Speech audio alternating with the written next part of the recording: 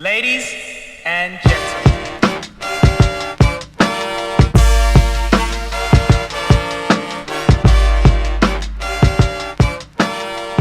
How you doing, brother? How you feeling, man? I'm good, Good, good. thanks. Honestly, I don't know because I'm feeling a little strange after travel, USA when I'm. hmm Uh, I never have that because my body is still like with too much water, you know. Okay. Uh, I don't have too much calories in compare So, before the show, yeah, because mhm. now I have 430 gram carbs. Oh wow, yeah, Uh, that's a lot. it's not too much, yes, and I see in the mirror that I looks like balloon. Yeah, You holding water. it's Okay, not. I'm not shredded and dry. Yeah. yeah, okay. When you say 430 carbs, you mean 430 grams of weight or actual grams of carbohydrates? No, grams carb. Oh, okay. No, Yeah, so that's pretty pure high. carbs, not product, but pure hmm carbs. Yes. Okay, okay. Yeah. And when you were dieting for New York, what was I'm sorry, for for Cali, what was the lowest your carbs got during the prep? Mm, before Cali, you mean? Yeah, or I guess Between before New York, because before New York, I had maybe uh, 2 or maximum 3 weeks, 240 grams, and Mhm. 1 day sometimes, for example, 5 days low carbs, yeah, 240, and one Mhm. day loading, but High. this loading was I don't know, 2 times more, not too much, Not crazy. Yeah. only 2 times more, and that's it. Okay. But And how uh, much cardio? 4 times 30 minutes Oh only. wow. Yes, I. It's a This lot. is everyone when listen when I talk about cardio is are shocked because I started my cardio uh, 4 or 3 weeks out. Oh, Yes, okay. and I Uh-huh. did only 3 times to 4 times at 30 minutes in a week. It's not too much. Yes, but okay, but I'm ready. Uh, 8 weeks, 7, 6. My condition is improved, Yeah. and in the off when I was on off season, I am not fat. You know, I Okay, stay okay. lean. I don't like eat too much on off season. For example, 1,000 gram carbs, as it's too much for me. Okay. Okay. So let me look for off season. But you said 30 minutes 4 times a week or 4 times a day? 4 times a week. Oh, okay. Okay. I'm like, No, I thought you said four for times a example, day. I'm like, Monday, Wednesday, Monday, Tuesday, Thursday, Friday. Yes. oh, okay, okay, okay. Not too bad. You Well, are recording now or yeah, no? yeah, Ah, yeah. okay. I'm Oh. filming. Well, for me right now, I'm 8 weeks out, and I do 3 times 30 minutes, 3 times a day. So it's pretty it's Yeah, pretty okay, but good you mean it's 1 hour and a half a in the day. day, seven hmm days a week, yes? No, 5 days, 5 days a week. Okay, this doesn't matter. It's too much. Too It's a much. lot. Yeah, it's a lot. It's high level, yes. Mm, yes, Yeah, but but Mauro is a coach who don't like give a lot of cardio. He wants and prefer uh, when you give more power and energy uh, on for the training. Yeah, yeah, definitely I agree. Is this? I'm looking for your off season, this is peak off season 13 weeks. ago Is yeah, 11 plus. weeks out. Yeah. So let me see I want to see the heaviest you got. You don't get fat though. Hmm. Let me see. This is probably peak off season. Yeah, if there's like health recovery phase, right? Okay. Yes, yes. Hmm. What was the heaviest you got in the off season, weight wise? Maximum or Yeah, yeah, the most. maximum I had 117, 117. Yes, 117. 117. But uh, when I how say it? When you start Okay, prep. 117 was my the highest weight, Mhm. yes, and maybe after 2 weeks my weights drop, and was stability and constants between 100, 140, 150, 114, Okay, okay, 115. Yes, this is normal. This is my normal weight in off okay, season. okay. Well, you had good conditions still. Yeah, you had good lines and everything at Yeah, this this weight. is in off season. Yes, Yeah. So, for the Americans watching, that would be like 260, about 260 in pounds. 216 And is 120. Yes, something like yeah, that. yeah, about yeah, Mhm. about. Oh wow. Well, No, I that never, I never have 120. No, close. 117. This is last year or two this is years ago. last year in first competition in season, Pro Classic. Mm, Well, you look good there. yes, when this is my first season with Mauro, first competition. Where did you place here? Long, on the 11 or 12. Really? Yes. Huh? Yeah. What did they tell you? Emir was longer, far.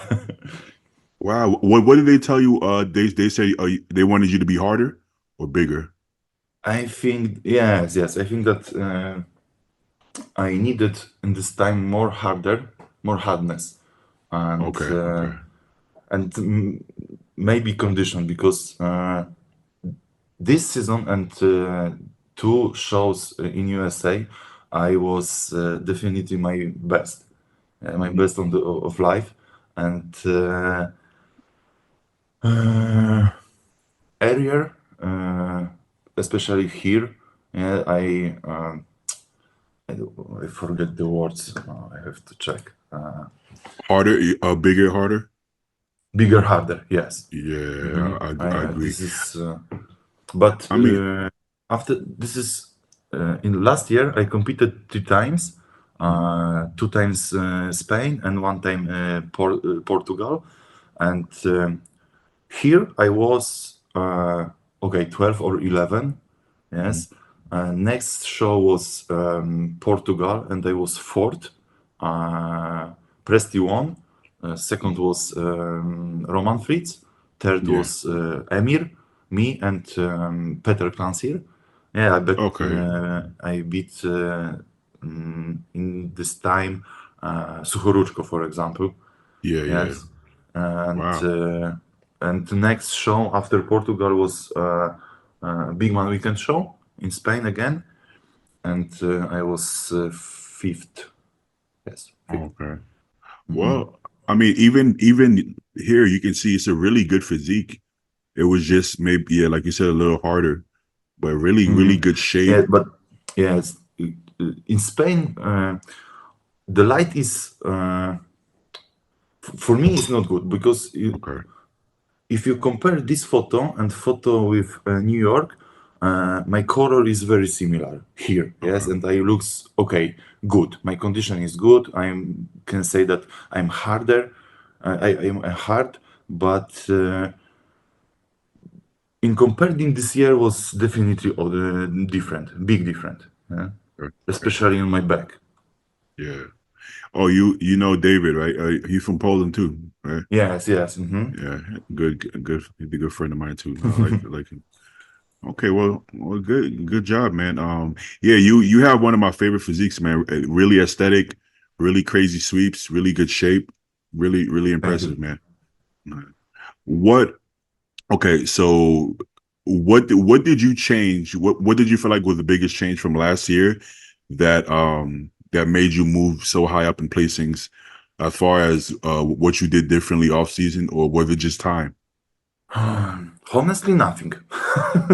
Yeah. Yeah, because um, methods Mauro was the same, not big Mhm. changes. Yes, and what can I say? What I say? Uh, I changed my mindset about the workout because I Boom. started trying harder. Yes, Boom. and There you I go. think that this thing was makes big difference in my body and structure. Yes. You know what the thing is? Every young person, right, when they start bodybuilding, they want a secret. They think they're the secret that they don't know about, right? They're like Yeah. something. I mean, including us, right? I'm sure you were the same way. You're like, what are they doing? What is Phil Heath doing? What is Kai Green doing? Why do they look so good? I have to find a secret. And then you learn that there's no secrets, man. It's just literally you hire a good coach, somebody you trust, somebody you get along with, and you follow the plan 100%, and you do that for the next 5 years. And Yes, it, exactly. And if you have, if you change coach year by year, yes, yeah, you don't know how big difference you can do with this guy, for example. Yeah, exactly, because one exactly. year is not enough for check everything, No, no, especially no. if you're competing. Yes. Exactly. And then people say, wait, who's the best coach? And I'm like, there's no such thing. There's no best coach. I can Yeah. tell you what coach I use and I like him, but it doesn't mean that he's going to be the best for you. You have to just somebody you respect, somebody maybe you like their style. For me, I like simple. I like old school. I don't like too complicated. I don't like, too many Me changes, too, of course. you And know? this Mauro is uh, Mauro is uh, Simple. simple, exactly. E- Exactly. You And know, if I got a question about training, for example, yes, from my client, uh, how can okay, what I can do other or more, yes, but what can I do if I can't make progress training by training? yeah, yeah. This is, in my opinion, you can't make a progress uh, in what is I have to check because sorry, No, but you're good. No, you're good. You're good. Hey, your English is a lot better than my Polish. infinity, yeah, infinity Okay, yeah, yeah. is the words what I mean, I and agree. you have to be patient, yes. 100%. Yeah, yeah. Training by training the same, yeah, the same movements, the same, or maybe not the same exercises, but uh, reps, sets, weights if you can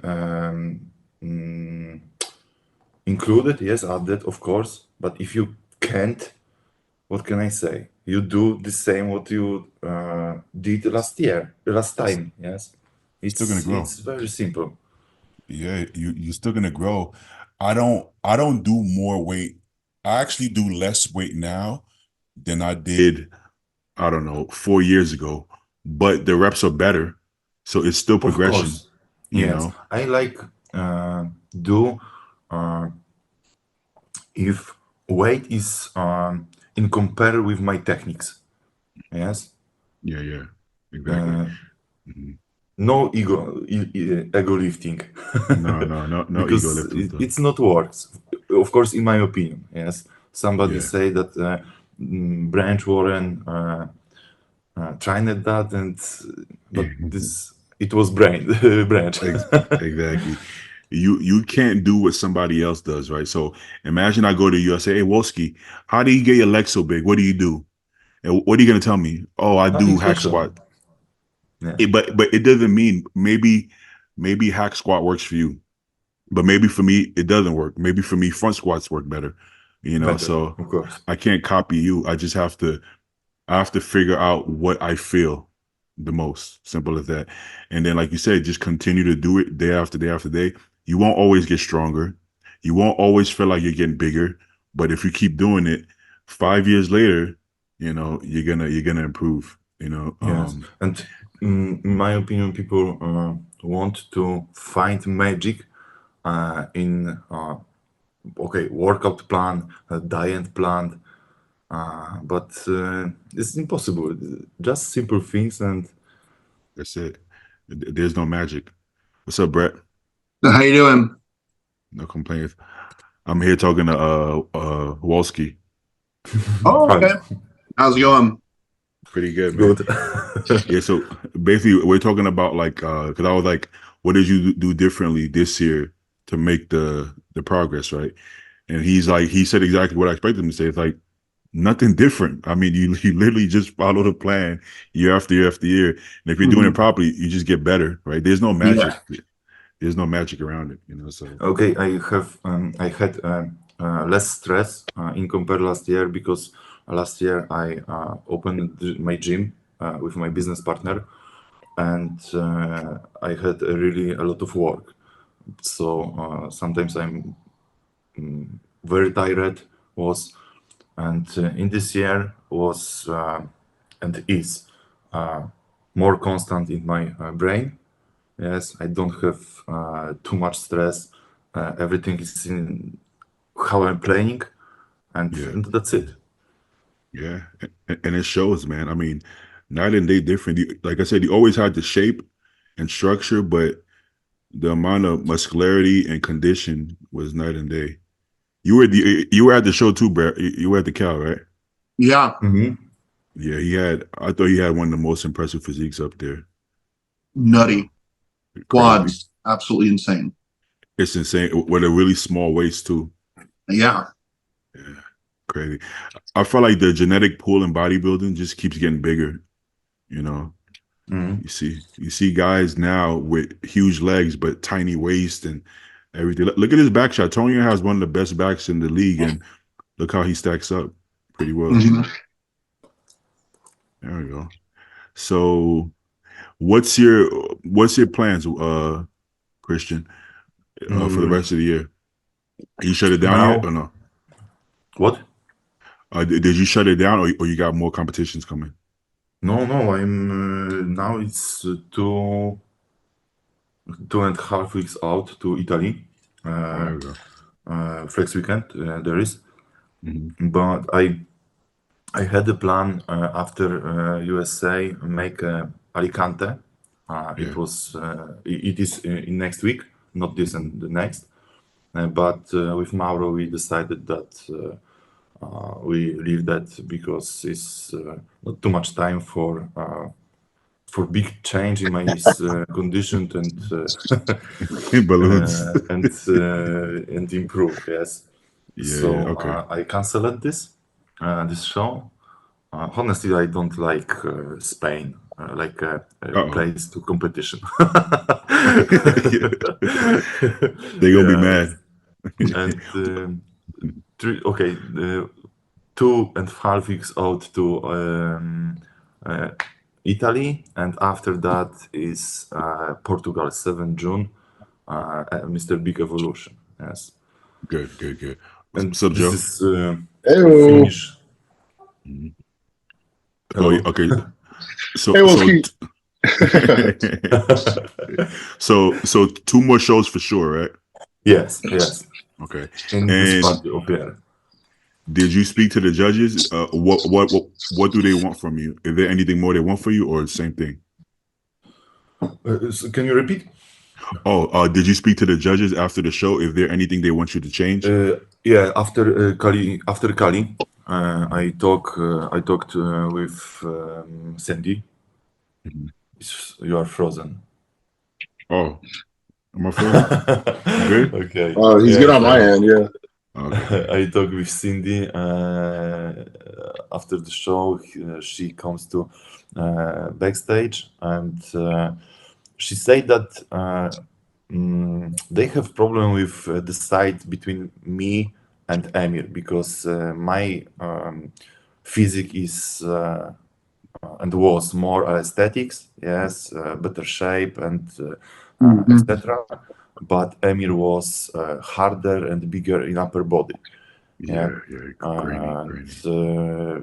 And okay, Emir won this time.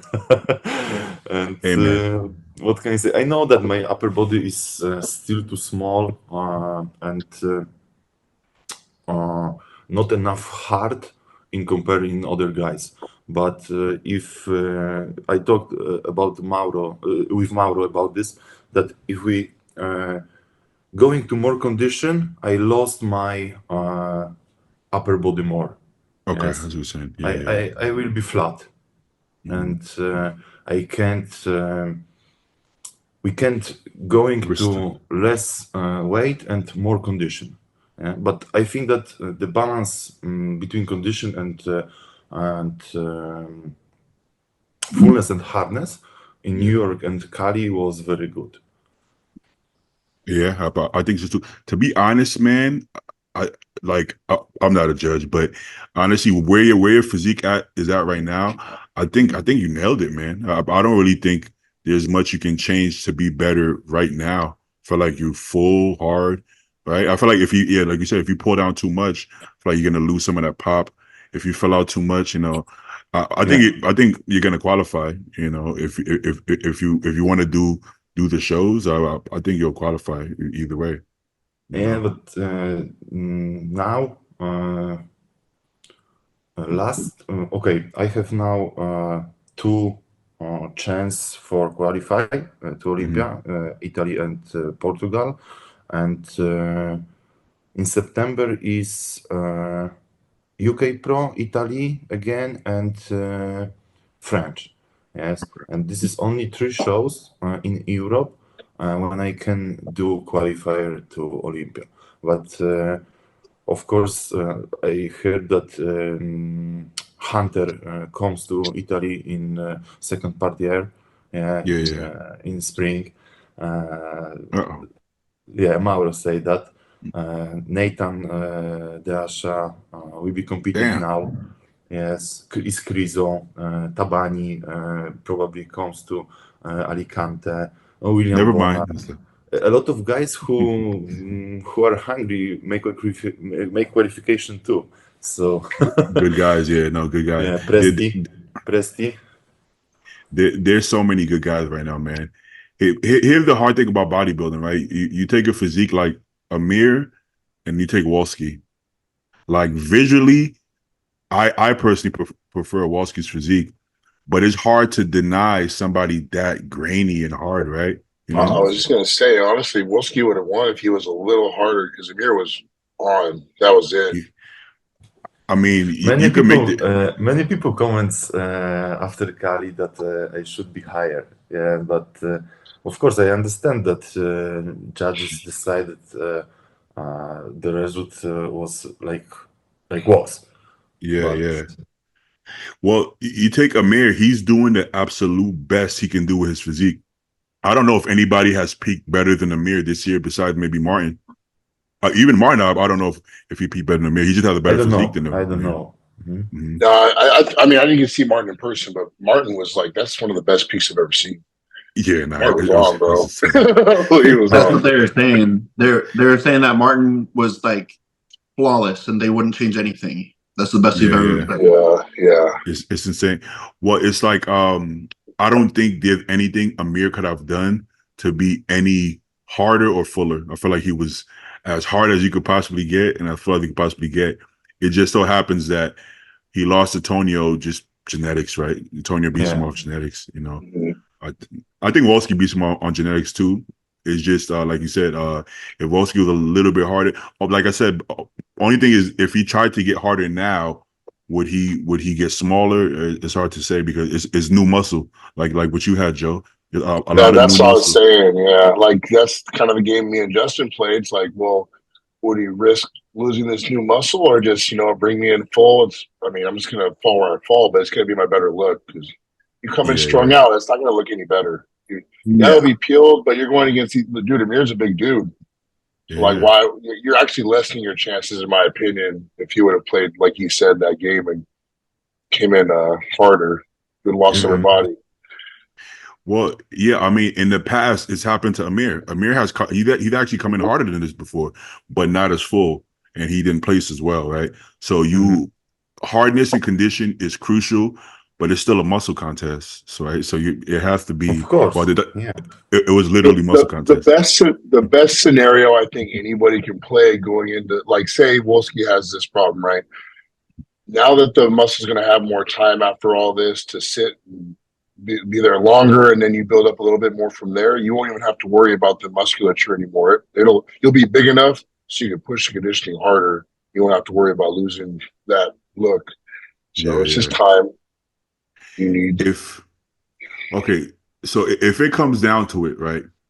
Let's say you have somebody who's super hard, grainy, ripped to the bone, full, peaked out perfectly, and you have somebody who's pretty close to them, like let's say maybe like 5% off of that, but with much better shape and aesthetics. Who would you pick? I mean, this is the Tonio scenario, right? Yeah.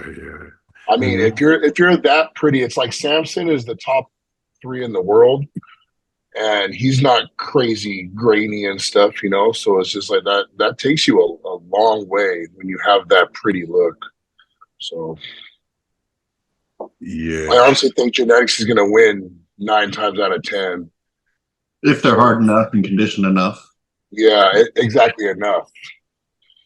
That's always the dilemma, right? Because even you want to go way back, I would be like, I feel like Kevin Levrone did enough to beat Dorian that year, but it's like you got to pick one, right? So it's hard to know how far they're willing to go. I could say Samson and Nick at the Arnold. As I was watching, I had Nick winning. I'm like, Nick is just too hard, too muscular, Nick is harder and grinding than Samson. Yeah. Samson, okay, he was better on the Arnold, yes, in this year. Better than Olympia, of course. But in my opinion, he could be more drier and harder. For sure. Yeah. Then but then it becomes like no matter what they pick, somebody's gonna disagree, right? Because when they picked, Dorian over Flex, we kind of go, oh, I wish Flex would have won. But then when if they pick Samson finally, now they pick Samson over Nick, and we're kind of like, I don't know, right? So it's always gonna be one or the other. Like no matter which one you pick, there's gonna be the argument for the opposite. I think beauty is very important for the sport, but it's hard to reward somebody who just, when I say outworked, I don't mean literally, because not everybody has to work that hard to get shredded, but visually somebody bringing up, I feel like you're being a better bodybuilder if you bring a better package, even if your package genetically isn't as good, right? So it's hard to see somebody who looks like, they worked their ass off, peaked perfectly, and say, well, no, you lose because genetically he's just better. But also I guess you can say that about any sport. It's all genetics, right? Well, why is LeBron better than everybody? I mean, in Poland, everybody works hard. Everyone last year said that I am lazy. Yeah. That I'm not make progress, and I'm the most lazy guys in in Polish bodybuilding industry. Yeah, that's just because you're Polish. Go listen to the Germans. They're dicks. Hey, on that note, Christian, I didn't talk to you backstage because I swear I didn't know you spoke English, and I was like, "Oh, this is going to be kind of useless." So, so I'm hearing you talk right now, and I'm like, "Well, my English is. I'm actually impressed. No, his English is good. His English is actually good. But, man. Sometimes I have problem with remember the words. Yes, and this is the reason why I'm not talk too much. And I use only simple words, only simple phrase, but I'm still and a long time teach English every week, and okay, I make a little progress, and okay, now I'm a little stressed. No, let's just say your English is way better than my Polish is now. Because I know nothing. I know zero. Exactly. I mean, like my family, we speak a language called Hausa. His English is better than my country's language in my own country, right? So that says a lot. That says a lot. Yes, sometimes I have problem with understand what people say because people say the different accent. Yes. Yeah, And, good point. Good point. Better for me is talking with I don't know Mauro in European people than for example UK. It's not UK, impossible. If There's you no way, want understanding Nathan Nathan, Diasha. Nobody You understands can. him, bro. Nobody understands him. the people from the UK add R's to their banana. You ever Yeah, heard they them say do. banana? Yeah, Banana? I've heard that. Really? But yeah, to go back to what he was saying about being lazy, I think people assume that if you're not as peeled as Hottie, that you're lazy. When the body doesn't always work that way, you know. I've had clients where I've pushed them harder and they look worse, you know. So it's a, and I've had clients where I don't push them at all, no cardio, no anything. They just put them on one diet, the same diet for 10 weeks, and they're peeled, you know, effortlessly. Yes. They're hanging, you know. I don't know how is, for example, in your country, because now in Poland we have a trend, not too much, not too much work. Yes, RP, Like less cardio, more. more food. Yes, less cardio, more food, of course. Yes, because everybody like eats. But Is it if we working? talk about training, what? Yeah, is it working? Are guys still getting in shape with that? No. Of course not. And everyone wants make a progress, but not hard work. Yeah, exactly. Not It- too it's- much. I want to bring something up since you're talking about like the hard work and conditioning and all that. You said he Mhm. put on a good amount of tissue, right? And so Mhm. like the whole conditioning thing.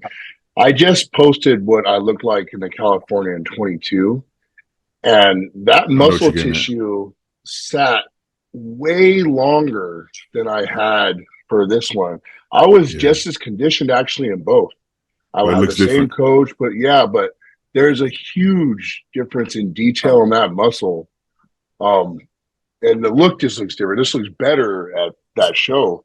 And that says a lot about how muscle needs to sit for you to bring in that hardness and Mhm. grainy look. And you just need to give it time. And same level of body fat, just the muscle looks different. It does Yeah. look different. Yeah. Yes. Mhm. What's up, Stu? So I'm You fucking like? pissed, dude. I just booked a flight and I have to cancel it and I can't get a full refund. Oh boy. Oh, that's the worst. How's your 'Cause nobody fucking told me what the itinerary was. Thanks, gasp. how's your Paying for Yes. this. I don't give a shit. how's your stomach? Didn't you get sick? It's better now, mostly. I still Okay. got a bunch of food backed up in my gut, but I'm not spewing out of both ends anymore. So we're mostly in the clear. Progress. It's a lot of progress. Good to Yeah. That's better. This last weekend was hell. Like it was so shitty. Forgive the pun. Literally, yeah. Yeah. It was. That look was good though. That look was good with all that going down in the background. That's crazy. Oh yeah, it was I actually. mean, when you're like dehydrated and all of the water you're drinking is just coming right out your butt, like you'll get pretty dry. What'd you say? Wasn't this a joke? The Milos protocol? Careful. Well, that's how this is what I was told. The With Milos the grapevine. Yeah, no, he still looks really good. Look at the striations. I guess Yeah, I think binging for like 3 days at the beginning of the week left enough in me to, hold it over till Saturday. But yeah, dude, that shit sucked. Me and Megan are finally getting over it today. Oh, she got sick too? Oh, Yeah, I it didn't was know if it was like a that's- virus. I thought it was food poisoning, but it was definitely a virus because she got the exact same stuff like 2 days later. Damn. Damn. And she's just getting over it now too. But yeah, it got on stage against all odds. That guy, Trevor Birch just got sick too from his Raw trip, so it's got to be something going around. Oh no. Yeah, I'm just glad it happened now, like instead of like right before next show or something. It's not a huge deal guest posing, but like if I'd looked like that on stage at a pro show, that would have been a problem because I was still pretty flat and wasn't really all there. Yeah. Hey, is Stu's camera a little choppy to y'all or just me? Yeah, no, What it's a little fuzzy. Let me plug it back in. It looks kind of like a Android phone action. It does. That's Shut up. But let me pull up actually what Joe was just talking about. Any better? 1 second. Huh? Is that I don't see your it. image. It's not even there. Your image. Yeah, I don't see anything. Fuck. I don't see nothing. Wait, Oh, wait. oh. You gotta press the button. So this is what Joe was talking about. So obviously Joe was much smaller here, but look at the level of detail is pretty crazy. Because he had that muscle for a lot longer, right? So he has a lot of new muscle now, but look at the little fine separation and detail, man. That's pretty nutty. Look at this. Yeah, that was my favorite look. Yeah. What was that, Christian? I say that this is 2 years ago, yeah? Yeah. 2022. Wait, so you put on what 30 pounds since then? Yeah, 32 pounds. That's a lot. It looked like you had a big head back here, but now it's balanced out. I grew into it. Yeah, you got into it. Yeah, and this was off season now. Okay, You have compare between this year and the last year show or no? So On that the- my last show was the one on the bottom left. That's USA's. So And I then put here. on 20 pounds in between. That was in 9 months. Yeah, it's a big progress. And, yeah, that's a lot of progress. Yeah, Yeah, this so is it's hard. You're not going to get that same detail because that muscle did not sit long. I'm just glad I held on to it during the prep. bro. You made more progress in the last 4 years than I have in the last like 15 years. Yeah. Like, I'm looking at your from 2020 to 24. This for me looks like from like age 12 to like 30. That's what that looks Well, like so for me. So from that picture, Recording. on the very first competition to that one, that's about 2 years apart. And I only ran 4 cycles between that time. So for that show, I was on my 4th cycle ever at the California 2022.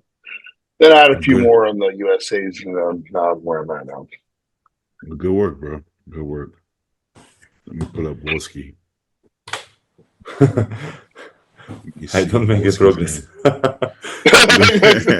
Apparently, he's lazy. Yeah, he's lazy. He don't make no progress.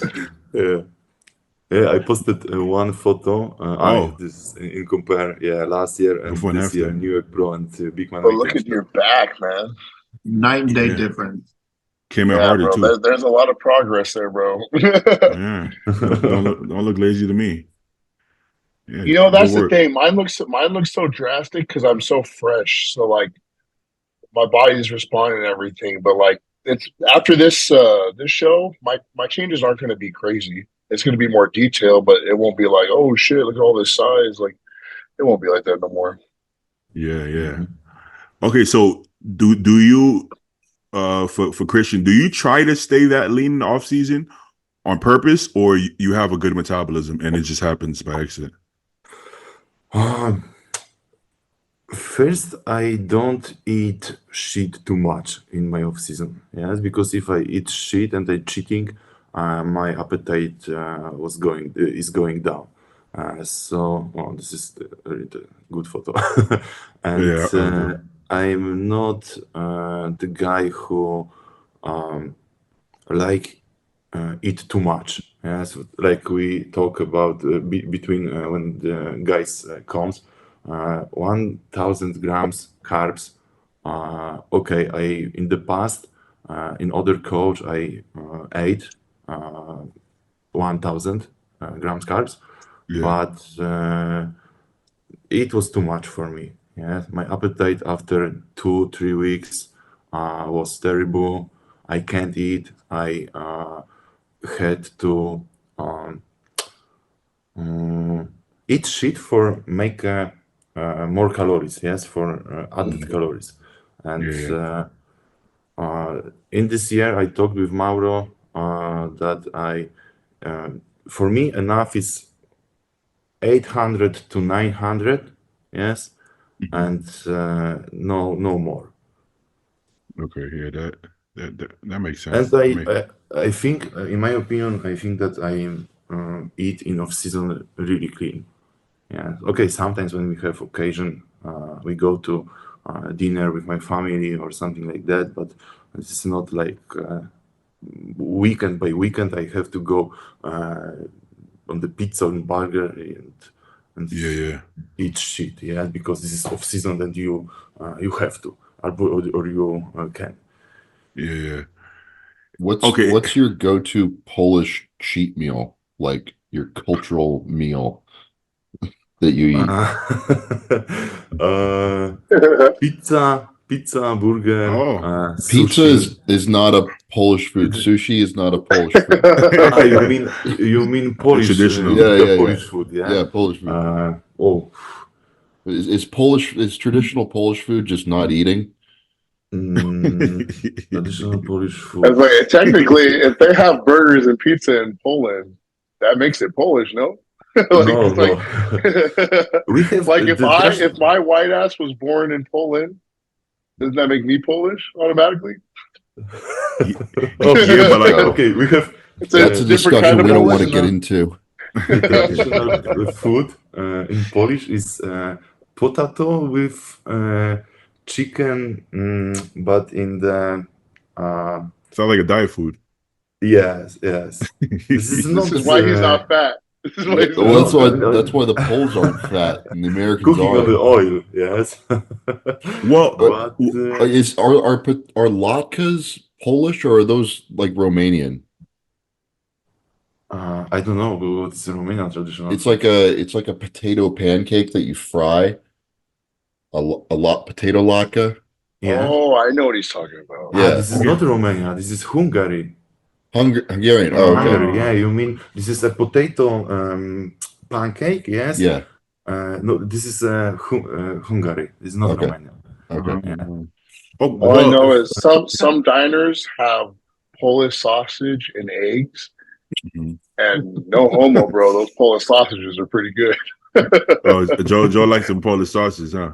Pause. Oh, yeah. No, the traditional dinner in Poland, for example, in Sunday is potato with meat in what is breadcrumbs, something like this. Wait, Uh, what's that? I Gotta get don't know these David. words. Okay, breadcrumbs. Oh, Okay. like breaded Yes. chicken. Okay, yeah. Oh. Yes, and this is traditional Polish dinner. So it's basically like fried chicken, but not Yes, Polish. yes. A Yeah. healthier fried Yeah. chicken. I guess now that we think of it, have we ever seen a European bodybuilder that gets fat at all No. at any point? I'm gonna be honest, no. I can't think of any. There's none. Well, I don't even know any that don't come in shape on stage. I mean, they're always shredded, right? Usually, big- yeah. Yeah. They don't get heavy. I don't feel like they have cheat meals. I feel like that's like an American thing. We just want to eat junk food for some reason. Yeah, we're fat fucks. You know what's funny? Something he brought up with digestion and cheat meals, right? So I remember because I went from 270 on my last push to 302 pounds with Justin, and he gave me 8 weeks to do this. And the first 4 weeks, I tried to be as clean as possible, but it was damn near impossible to get all that food in. So I did what he did. Like the last 4 weeks, it was like a big cheat meal at the end of the day every day. But that would always like make the next day harder. My body's trying to digest this shit, and now I'm like, fuck, trying to go into my first meal. And it was like a never-ending cycle.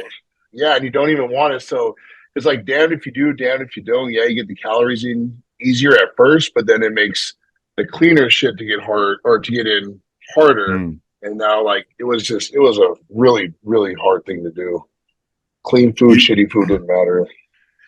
You know what? I think I'm the opposite, man. Anytime I've tried like eating more junk, I actually don't get as heavy.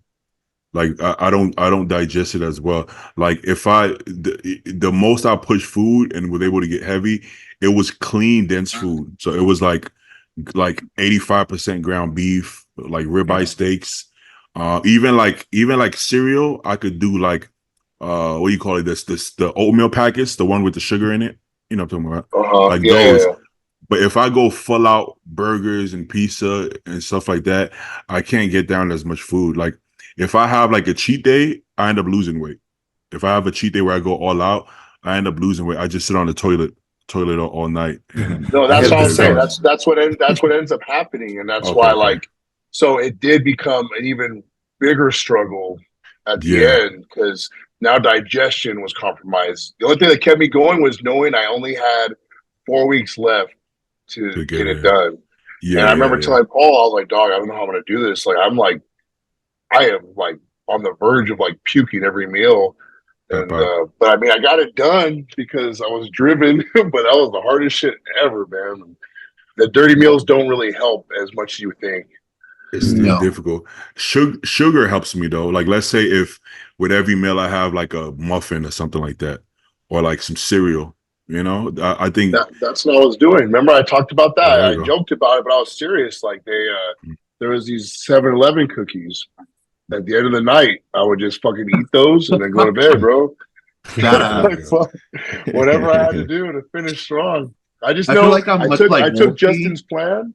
Oh, go ahead. Oh no, I feel like I'm like Wolski, where like if I have those cheats, I just like lose my appetite. Especially the next day, I notice I'm not as hungry at all.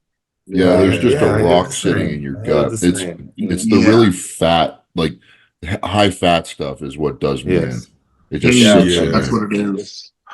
And then always after eating something with high fat, I have problem with digestion too. Yes. That's what causes Beatty's the peanut butter shits. That's what happens, baby.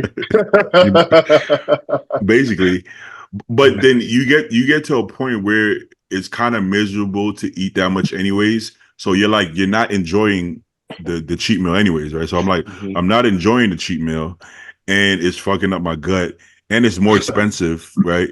It's costing me more money to buy burger and fries than it is to get like ground beef. So then I might make my own burger. I might just buy the buns. You know, and then put it like that. So at that point, when you're trying to just eat a bunch of food, you're almost better off like you're not gonna enjoy it anyway. So I'm like, you might as well just make it clean. But clean isn't like it don't have to be overly clean. It can be clean and it still have like honey, you know, maybe some fruits like sugar in it, high fats. It could be like fattier. So like clean food being clean as in whole food, not processed, but still very calorie dense, right? Or even pasta. Let's say you do the pasta with you can even put marinara sauce a little bit on there, something like that, right? Yeah. The heavier I got, the more like fibrous foods I got rid of, the more sauces I used, the more like honey I used. And then once I started just getting tapped out, that's when I was like, fuck it, Little Caesar, it's $5. Ooh. Here we go. And then I just it used to be $5, bro. Oh, sorry. Yeah, now it's like $3. Wait, last time I went, it was only $6. It's $6.49 now. It's like $6.49, I think. I haven't been there in a while now, but fuck. Dude, we used to be a proper country, and now. Bro, remember when Subway had $5 footlongs? Oh yeah! Oh my god! You spend like $13 on a shitty little Subway sandwich now if you go in there. Yeah, it's ridiculous.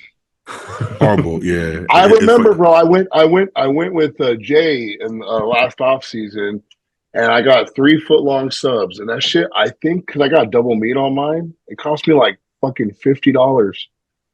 I was like, what the fuck? oh, fuck that. Yeah. I think that I can say that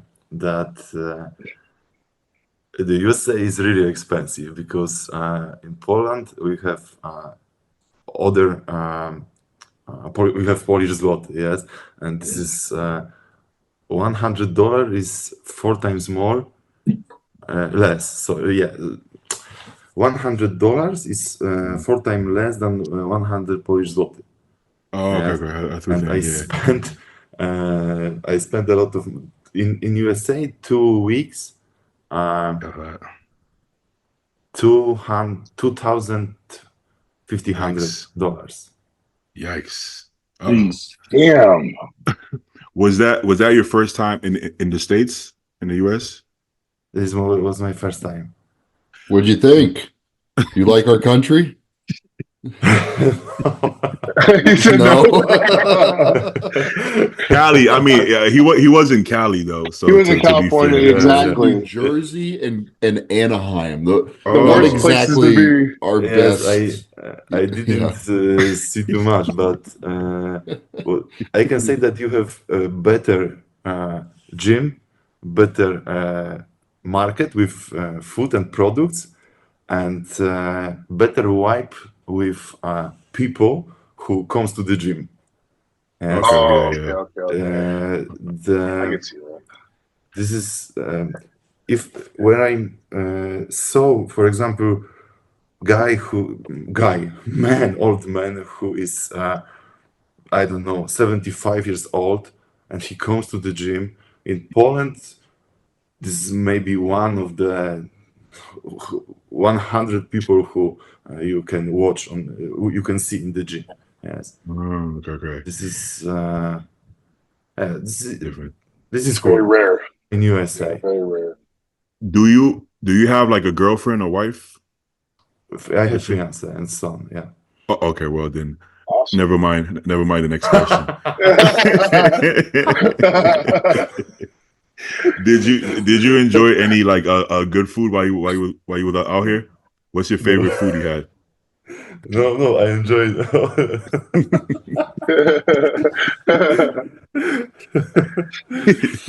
Okay, well. Should I bought him to Fit Nation if he was single? We would have bought him to Fit Nation, but that's it. That's a different story. Maybe I'll All be if I could be. I don't know. If you come back, you're gonna check it If out. I come back, I should be single He said, and stay "Fit long. Nation," you said. It'll be a vacation. Careful, getaway. Christian. You will. All right. What's going on in the league? We got Toronto, right? Toronto. No. Yeah. Okay. Oh, they get the list out. Oh, finally, it's only like a couple days away. They did that for the Cal too. They've been really releasing them really late. Yeah. All right. We have Dan Affin, Prince Boabeng. I know that name, Prince Boabeng. Yeah, he's a little older now. He's got like crazy round arms. He's like dark-skinned black guy. Is this thing up there? No. From Canada. Oh wait, Wood Boy making a comeback? Is this true? Is this confirmed? Ricardo Correa, He's he was not 212? Yeah, he was 212. Is he still 212? I don't know. He was really good at one Well, let's point. look at the list. There's a 212 Yeah. list on there too. So Oh, is there? Okay, perfect. Maybe this Wait. is only comeback for famous and fun. Yeah. Wait, they have a Masters in Toronto? I guess so. I didn't know that either. I didn't notice that. Oh, wow. I was not aware of any of this. Okay, well, I see. Classic. We're going to skip that. Let's go. Well, His name is Correa, right? I don't. Oh, okay. Oh, no, I don't see it. Ricardo Correa, yeah, right next who to is- just Yeah, down one, right down one, underneath. down Oh, one. There you go. Oh, there you go. Oh, he's doing the show. Well, Who is favorite in 212 now? Well, he's probably gonna win, right? I don't see any name that will beat him. Yeah, well, he's probably gonna win that. Zagarella will be competing. Oh, well. Let me see what. You see him? Last on the list. Oh, okay. Well, he's I don't know, man. There's a lot of all these 212 guys are pretty good, and there's a ton of European 212 guys who are doing it as well. Esteban Vucane, I think he's from Colombia. He's like my long lost brother from South America, because like our faces look very similar from the right angle. So, wait, where's he? What's his name? Esteban Vucane. He's from Colombia. Can I pull him up? Oh, where? Yeah, right. Okay. I'm a little bit high, so if I'm a little off, don't mind. I noticed. I fucking noticed, trust me. Like, you see the similarity in her face? From Patrick Tour? Yeah, he's one of Patrick's guys. Well, he's good. So today. Is this the guy that everybody says looks like you? Is that the same guy? Oh, fish suit. That's Let me see that middle picture. Which one? Here? That one right there. I can see it. You see it? I see it. Yeah. I see a little stew fro on him. There you go. He needs more hair. More hair. It was the socks for me. Hey, you saw those socks? Those are cool. Yeah, those are nice. Thick ass socks. So is he? What is he? Is he chicken soup? Or how do we go? With this? No, he's like chicken tamales or whatever they eat down in South America. Even Colombia, he's from right? Colombia, yeah. So he's cocaine stew. Bro, his quads are fucking crazy. I've never seen this guy before. All of him is pretty crazy, dude. He's really big and impressive for a 212 guy. I'm shocked he makes weight. I believe he injured himself last year, something in his leg, I think, but he came back and there's no problem. So yeah, but still remember that on if you Instagram. see photo and you after that you see on the reel this guy is sometimes big different. Yeah, that's true. Instagram does not tell the whole story. Instagram is lying. This is exactly how I expect like a Colombian apartment to look. For real, jungle in the background, red. They got some trees over here. Little potted plants. It looks nice. Ditto Shack is pretty freaky, isn't he? If I could pull him up. Ditto Shack. Yeah, he's got a crazy most muscular. I don't think his back was quite up to par with his front, but he might have fixed that. I don't know. Let's see. Ditto Shack. S Ditto, yeah. But there's like this magic. You can't go by this mirror. This mirror is like motherfucker looks like Mr. Olympia. you can't use that mirror. It's over at West Coast Iron. I got to take a picture over there. They ain't that far from me. Man, there's sometimes I'll be like trying to take a selfie for Instagram, and with my arm in a specific angle, I look like I have like 25-inch arms. I'm like, I gotta post some shit like this. I don't want to do this to myself. Okay, and on this photo. Yeah, back double biceps. He's not impressed completely. No. He's improved that a ton though. The last time he competed, I think, was 22 Tampa, which was a really stacked 212 show. He looked good there. He's just there's a ton of good guys. I gotta be honest. It wasn't really the mirror. This most muscular is actually really that crazy. Yeah, he's legit. Yeah. This mirror adds about 50 pounds, but still, this most muscular. There's a pretty drastic difference in those two most musculars. I'm just not going to say it, but. Well, his front shots are like super freaky. So, shout out. They're very detailed. Yeah, pretty impressive. This open. No, 212. Yeah. No, he's 212. He's 212. Yeah. He doesn't look short, but. Yeah, he's tall think? for a 212 guy, but he's still 212. Okay. So What do you open. think about John Javett in Open? I think he's going to do well, but I don't think he's going to win. I think he's Not gonna this win. show. I You agree. think so? Yeah, No. yeah, because he I has to honestly- win this show. Otherwise, he has to come beat me in Vancouver, and he's not going to do that. Oh, I was going to say, I mean, I'm not sure what Akeem looks like right now, but I'm pretty sure this is Akeem's show. I got to be honest, Yeah. man. At this point in the league, I don't think it's anybody's show. I don't think anybody has the right to any show anymore. Like, no matter where you placed before, I feel like it's. I mean, shit. Nick Walker was supposed to fucking annihilate that lineup, and it wasn't. It wasn't an annihilation, you know. So, This I is feel very like- true. I'm going based on like, track record, I of course, guess, yeah. yeah. And then I'm not saying like it'll be an easy win. I'm just saying like when it comes down to it, I think this is I would see Akeem winning, but I don't think he's going to steal the show. When I do predictions, I try to look for the least amount of ifs, right? That's And- exactly what I'm saying. Exactly. Even though Akeem, you can say falls into the if category, his ifs are not as drastic as like Hassan Mustafa, right? If Akeem is slightly off, he's still very impressive, and he's never like Yes. out of shape. He might not be as detailed, you know, on Friday or whatever the case is. But Like Hassan, to me, he'll be top 3 no matter what in the show. That's what I see. for sure, for sure.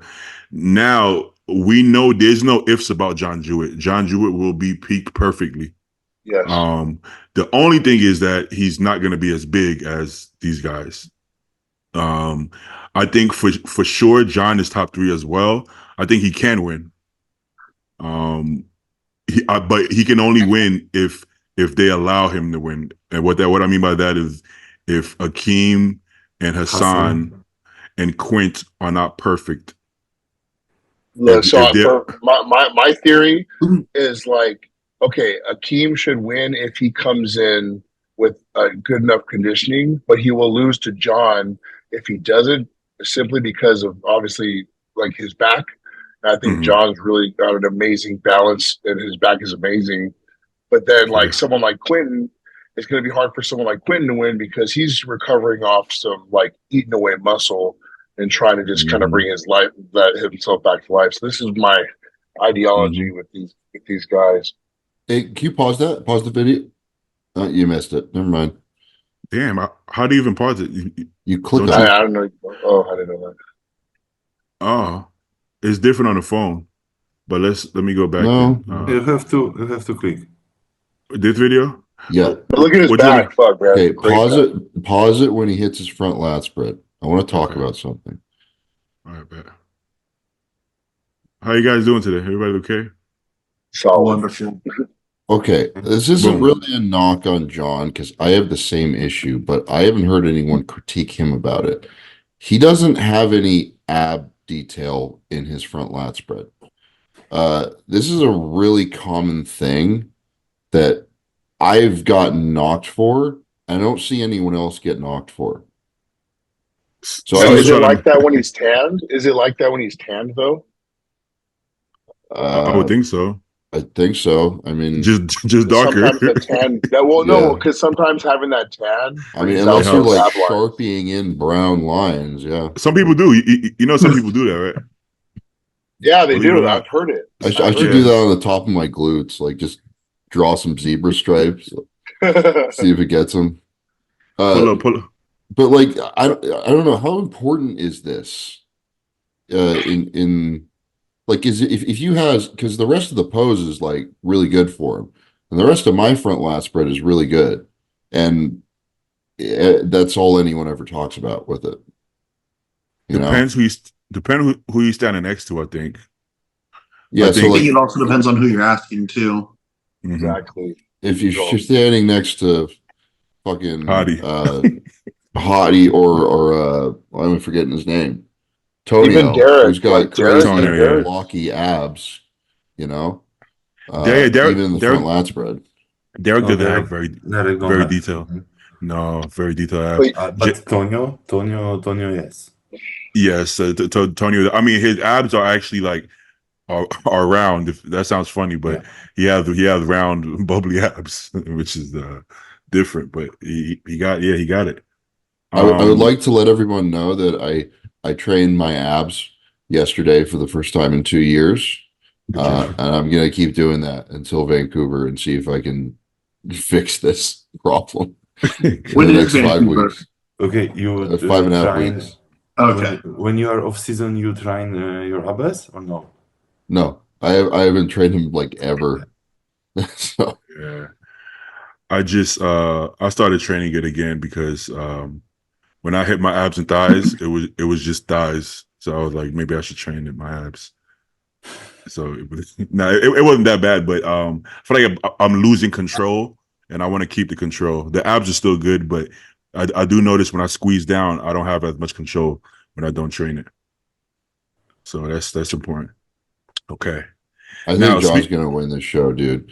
You talk about like least variables. He's got the least variables. It's For going to sure. come down to him and Akeem. I think it is. Yeah, John for sure had the least variables. Akeem is just so good that even when his variables are slightly off, he can still win.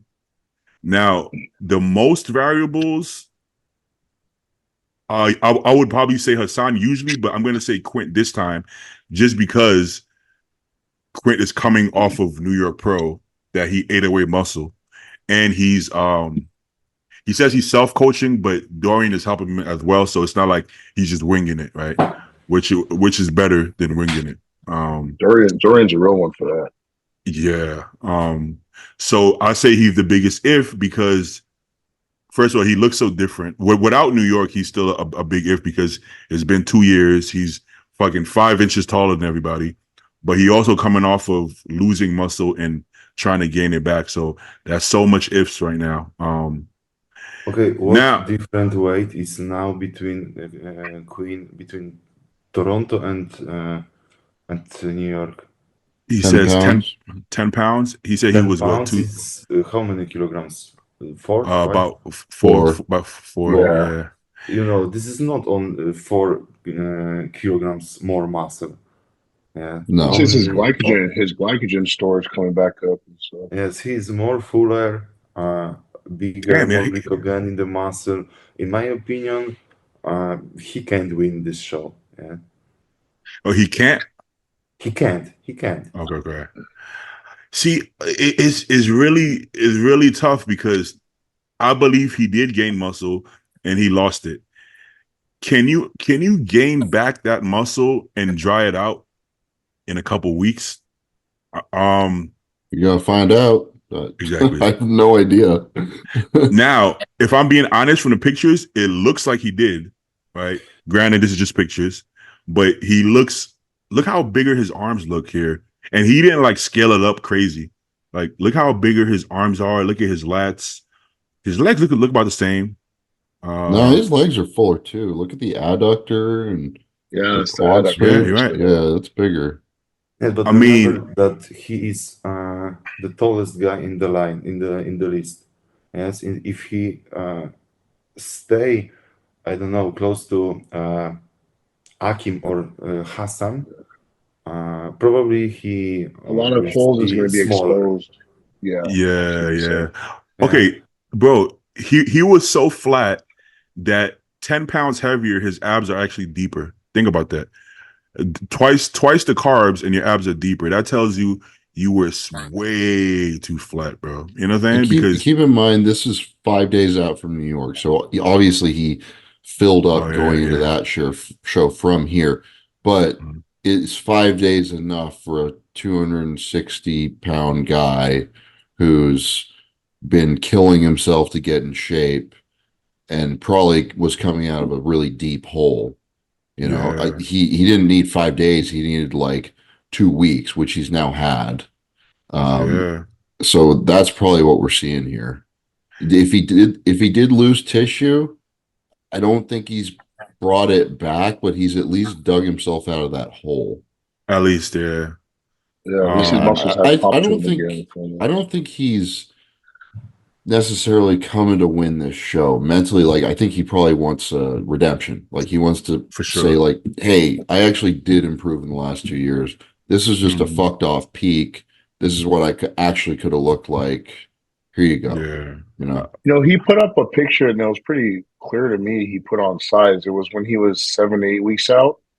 Oh, for sure. And I mean, it's pretty prevalent in that, like, even though he didn't showcase it on stage, it's pretty obvious he did put on size. Like, there For was sure. definitely size added, no doubt. Yeah. It's like for example, remember, I mean, I got over dieted for USA's.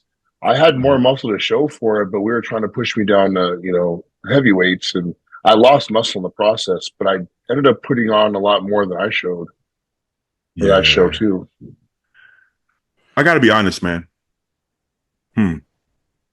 How? I don't want to sound mean, but how do you push down that hard? Just from a coaching standpoint, how do you push down that hard and not notice that you're lower than you were the 2 years before? Like, at what point do you say, maybe this is too low? I don't know, right? well, I think on the scale he was pretty similar to 2 years ago. So like if they're using that and they're shooting for better conditioning, then like, okay, there's 5 less pounds of fat here, but you're same weight, something like that, and you get lost in that comparison, and it can run away from you. Yeah, I mean, I think if you're just going off scale weight, that says a lot about you on the coaching aspect, no? Because if you're going just by scale and not by what the person actually looks like, that's a red flag. I gotta be honest though. I mean, at this level, you got to catch that. My thing is a 2-year off season, and you're like 15 pounds heavier in off season. You got to account for some of that weight. Like you can't try to overshoot it, right? You can't try to be like, well, you have to be 280 on stage. Don't do that, because then you're gonna just not be in shape. But at some point, as you start getting close, and you're like, wait, we're down to the 260s. Maybe we should keep like a closer eye. I don't know. That's just something I was thinking. Maybe a little different question. How many kilograms you lost in finish of season and prep to competition? Yeah, everyone. Yeah, definitely not 80 pounds. Definitely. I mean, the most maybe 50 if you got really chubby. Let's translate for Christian. I lost in this prep 4 kilos. 4? Wait, what? 4 kilos. I'm so confused. Yes. Yeah, that's it. You didn't lose anything. 5 because my maximum weight when I start the prep was 115. Yes, and in day show New York I had 109.5. So he went from like 255 to like 250 to 240. Yeah. Holy fuck. Yeah. That's like Josie, baby. She only lost like 5 pounds, bro. Yeah, but she the bikini girl. I mean, how the fuck? Yeah, but she was still fucking like, if you're lean, and then you just good point. Like you go from lean to just really fucking lean, then it's not that bad. That's wild. Maybe I'm not going to tell Quint what to do, right? But like, maybe he can't do 2-year off seasons, right? If he's like, because I mean, he was like 340 or whatever, right? He didn't look fat, but he was fatter. He holds it well because he's such a big guy, and it's evenly spread out through his physique. And like, maybe he can't do those long off seasons like that where he gets that heavy. And I think, some of us are coming to the point in our careers where like, we don't like need to get that much heavier, because I mean, his feedback in 22 was like, you need a ton more muscle. So when you hear that, you're like, okay, long off season. But, maybe he needs to stay more in striking distance with, stage condition where he could get in shape in 16 weeks at any point if he had to. Have you ever seen a really tall bodybuilder with a big frame take off 2 years and actually come back with a lot more muscle? I've never seen it. I actually see the opposite. I see the tall, bigger guys who actually compete more often. Dallas McCarver took like 3 years off when he turned pro, came back lighter than when he turned pro, and then he started competing at least once or twice a year, and then blew the fuck up. Right? I don't believe in the 2 year off season. I gotta be honest with you. I don't. Because you can because the judges forget about you. This is one point, and long off season is always always lazy, more lazy. Boom. So Yes. that's one thing. And your body having that much, your body being 12% body fat or higher for 2 years, I don't think is conducive to actually growing. I think the rebounds is where you get the most growth. Honestly, how many kilograms you can push if Exactly. you 1 year of season and 2 years of season? You have to make between this time cut and mini cut or something like this. Yeah, you have to go 100%. down with calories because you can't be still 2 years in surplus calories. I Yes. agree. Who has the most similar structure and physique to Quentin? Andrew and Samson. Yeah. And they added probably 20, 30 pounds of muscle in the last 2-3 years. And what have they both done in common? I'm not saying do 10 shows, but they didn't take any long breaks. They compete, catch a rebound, catch a rebound. This is what Milos always repeat. You have to competing more and more. Yeah. Okay, I'm not 100% agree that you have to make each show what is in calendar. Yeah. Yeah. But, the body line Once a year. I think At the least least once a year. I think so. So my first off season ever was like 3-4 years. And I just plateaued, Then 1 year I took a year off and I made less progress. So then I learned, I'm like, what the fuck am I doing? If you want to be better on stage, you have to be on stage to get better on stage, Yeah. There's a limit. Don't do a Justin Rodriguez and do every show of the year. Don't do that. But if you can get a couple of shows in, catch some rebounds, you'll take off a lot further. Anybody we see making a ton of gains are usually competing. You could say I think this is most true for like guys who put on body fat easier, like black 100%. guys, like 100%. Nigerian guys, right? That's who we just talked about. Like they get fat easily if they do the long, surplus of calories. And I mean, I've done 2 year off seasons. I've made tons of progress, but I also like don't really get that fat. Before the USA's, it was a 15-month break, and I put on 25 pounds. It was that was very productive for me. But everyone's different. I mean, nowadays I'm going to compete much more frequently just because it's my job to, and I have to stay relevant, like Christian was saying, right? But yeah, it's and I also don't need 25 pounds. I need like a couple. Yeah. So of course. I guess now. Oh, go ahead. Yeah. I'm back.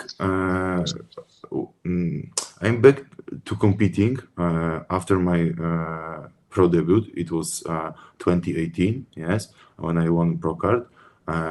After 2.5 years, and it was too long.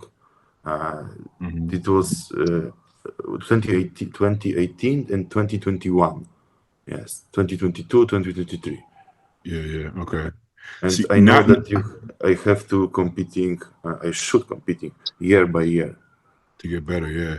Now I truly think you have to starve the body to get the most out of the body at certain periods of time, and you can only go. So, like, So the people that have seen my progress, what it looked like was after USA went into a rebound, I stayed lean during that rebound. Once that ended, Justin actually pulled me back a good uh, 20 pounds. So at the peak of the rebound, he pulled me back 20 pounds. And then from there, I went into a 1 8 week push. It was a really hard push. And I was actually still pretty lean up until once I got to 290. That's when the rest of it, you guys saw me turn into Fat Joe. But really, that helped that's me all anyone solidify. remembers. Yeah, Of yeah. course. But people didn't see the pullback part. They didn't realize I actually stayed lean for quite a bit of that time. And then I pushed that super uncomfortable level. But even though I was fat, I was also helping my body hold on to that actual tissue I put on effortlessly because I was in a surplus long enough for it to all stay. But all that was done in that period of time, and then I started the prep. So, but I was starved. To be fair, also, Brett, what are you? Last time you competed was USA's last year, right? Yeah, I got fourth. Okay, so what's your plan, Ben? I'm doing kinda USA's setup. this year. Okay, so a year. Reasonable. Yeah. So last year at this time I was like 238, and right now I'm 255. But Justin, I'm sorry, Beatty, but Justin just dropped my Okay. cardio from 40 minutes to 25 minutes because Oh, I dropped so much. Bummer. he dropped my Motherfucker. food. so you're gonna be a super, is what you're saying? I'm gonna be a super, yeah. Woo! He just gave me 90 fucking minutes and he cutting your cardio back. Yeah, he messaged me and he's like, "You dropped too much, 25 minutes." So I was like, "Okay." Motherfucker. Ain't that's crazy. Bro, trust me, it's like working with Paul, bro. I would see Paul's plan. I'm like, fuck you, Paul. That's hard to hear. That's so Bro, crazy Paul's to me cardio that only Paul got has to to do 35 less. Because like Paul's significantly more Mexican than you. And I expected him to work more. That's kind of funny. Bro, Okay. I'm telling you, it's crazy. 35 minutes was the highest Paul's cardio got. 35 fucking minutes. That's nuts. This was a really fucking good look. The Excalibur look. It Holy was. shit. Yeah, that was your was first show with Justin, too, I think. I really like that. Yeah, that was my first show with Justin. I really like that look. Yeah. Okay, so here's the real question. You keeping the stash or no? Yo, you have to. I'm gonna keep it. Yeah. All right. You have to. That's a good look too, though. Just saying.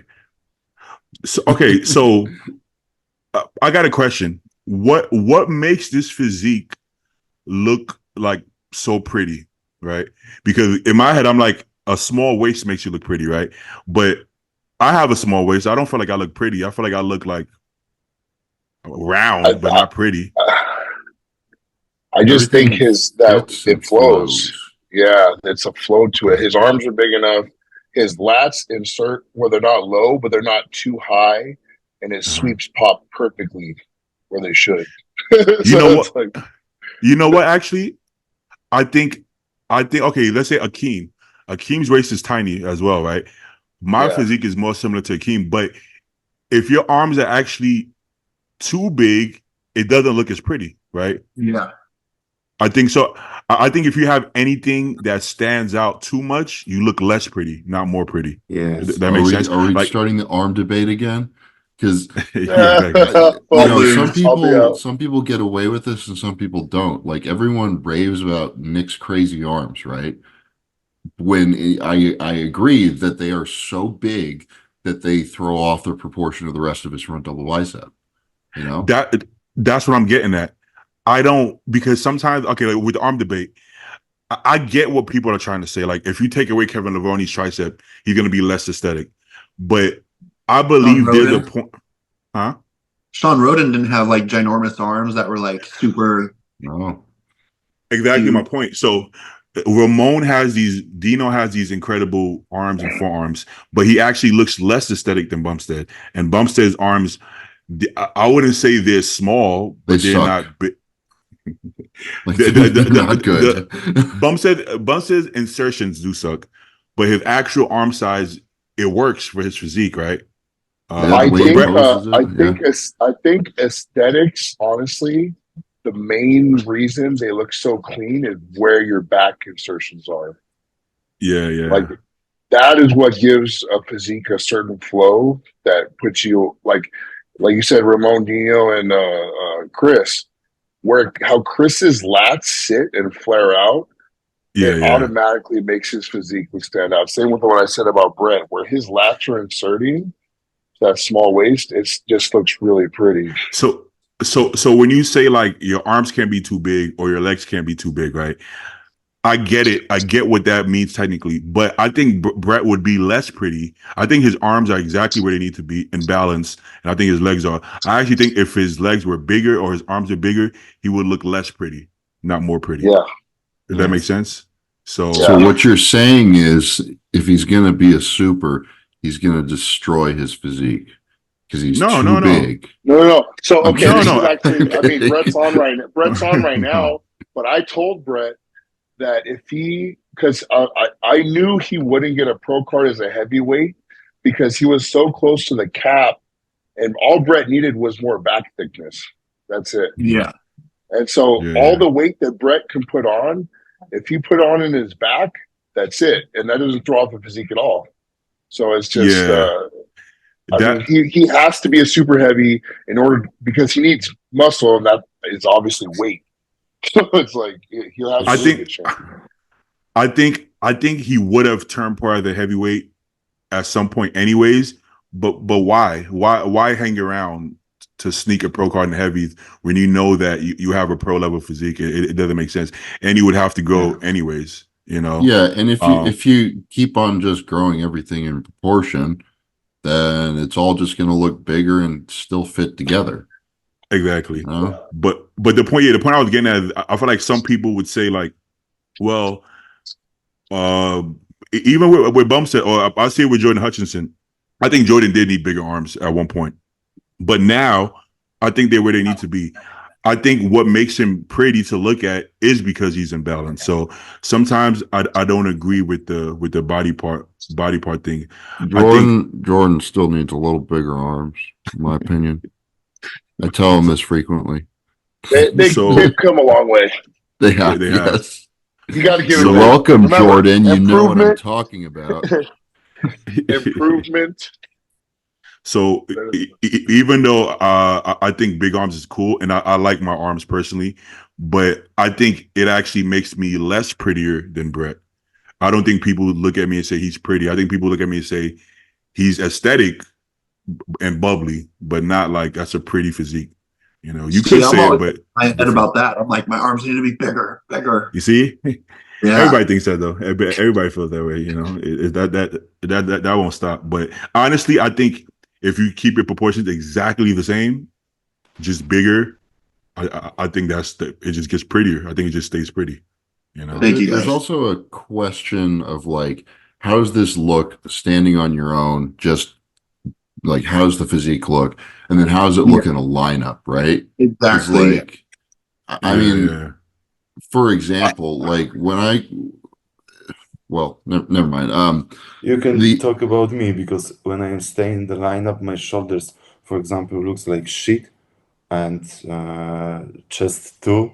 Only what you see is legs.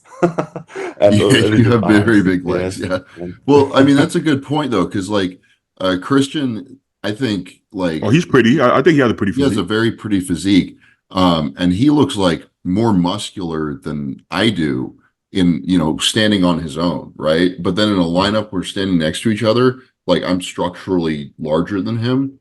I think I've probably got like 10 more pounds as well, right? So like, that I kind of beat him on that, but like he's got very good flow and everything. So yeah, I think on his own, he looks way better than me. One point on my plus that I'm looking on the real bigger in the photo and what I have the weight. No, he looked insane. I gotta be honest. When he came out, he looked very impressive.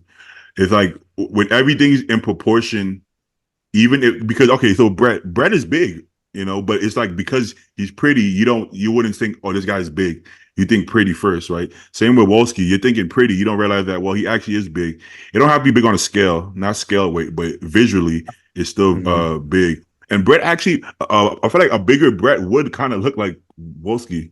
You know what I'm saying? Yeah, I see the exact same similarity. Yeah, sure. That's what I'm thinking. Going back to the standalones, I feel like my standalones, I look like a light heavyweight.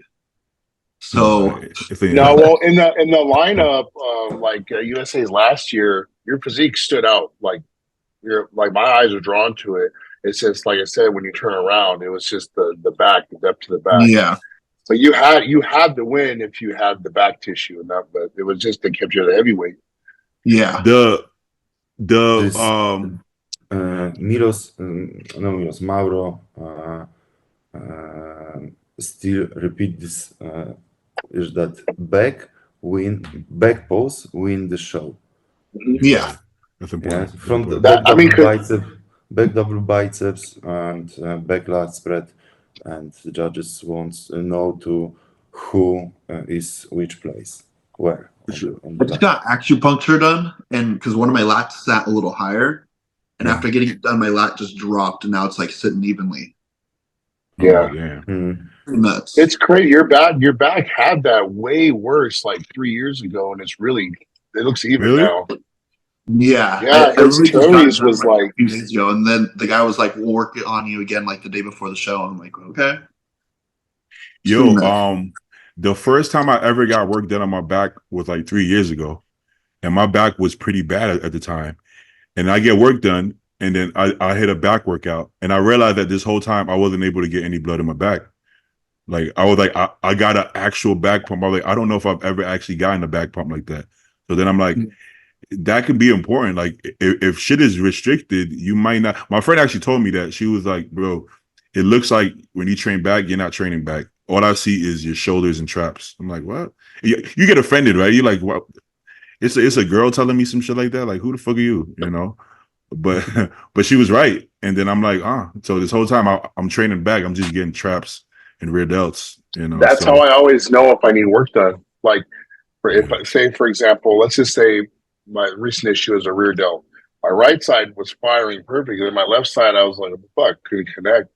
And when I got work done, I told him, and literally he was like, oh, bro, yeah, this shit's locked up. So it's like almost like you're going to overtrain one other side and you're going to start creating imbalances. If you can't feel it 100%. firing, it's not going to waste your time. Like you said with Brett, his back pose, for me, and my front relaxed, one shoulder would be like this.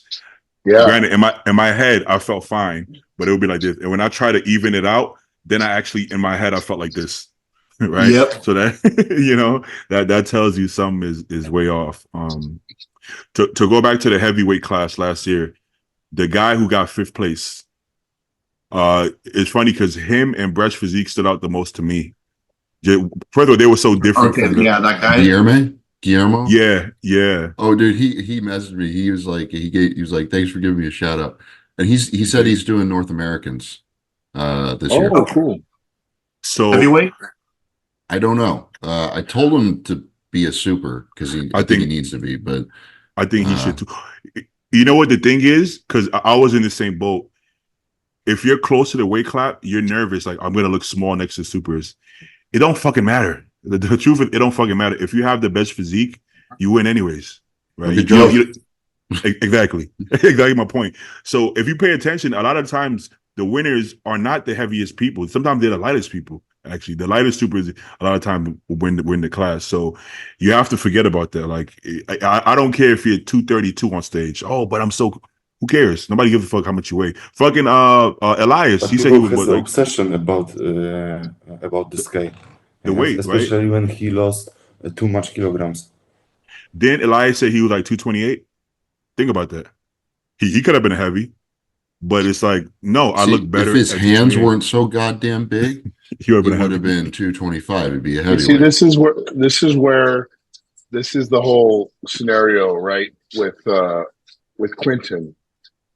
It's like the weight, bringing it down farther, like it didn't help him. Like, bring your best look. Don't worry about where the weight falls. Yeah. Same thing with like John Brett. I knew Brett would be like peeled. He'll make the cap, but his best look would have been with a little added tissue, right? Which means more weight. So when his, he would have been better heavier. Same with me. Like, I wasn't a heavyweight at the end because Justin's like, shit, I can make it. I already made the weight, but if like I'll be stringy compared to everybody. Brett would have been fuller than me, Exactly. So it's like I could have probably lost if I didn't start feeding up. Yeah. So where's the best look gonna fall? If Brett was fucking 226 on stage as a super, he still would have been first call out as a super. Yeah, 100%. So it don't even matter, you know. But yeah, those two physiques jumped out the most to me, maybe because they look different from the rest of the heavyweights. But I thought those were the best physiques up there. Obviously, they're giving up they're like 3-4 inches taller.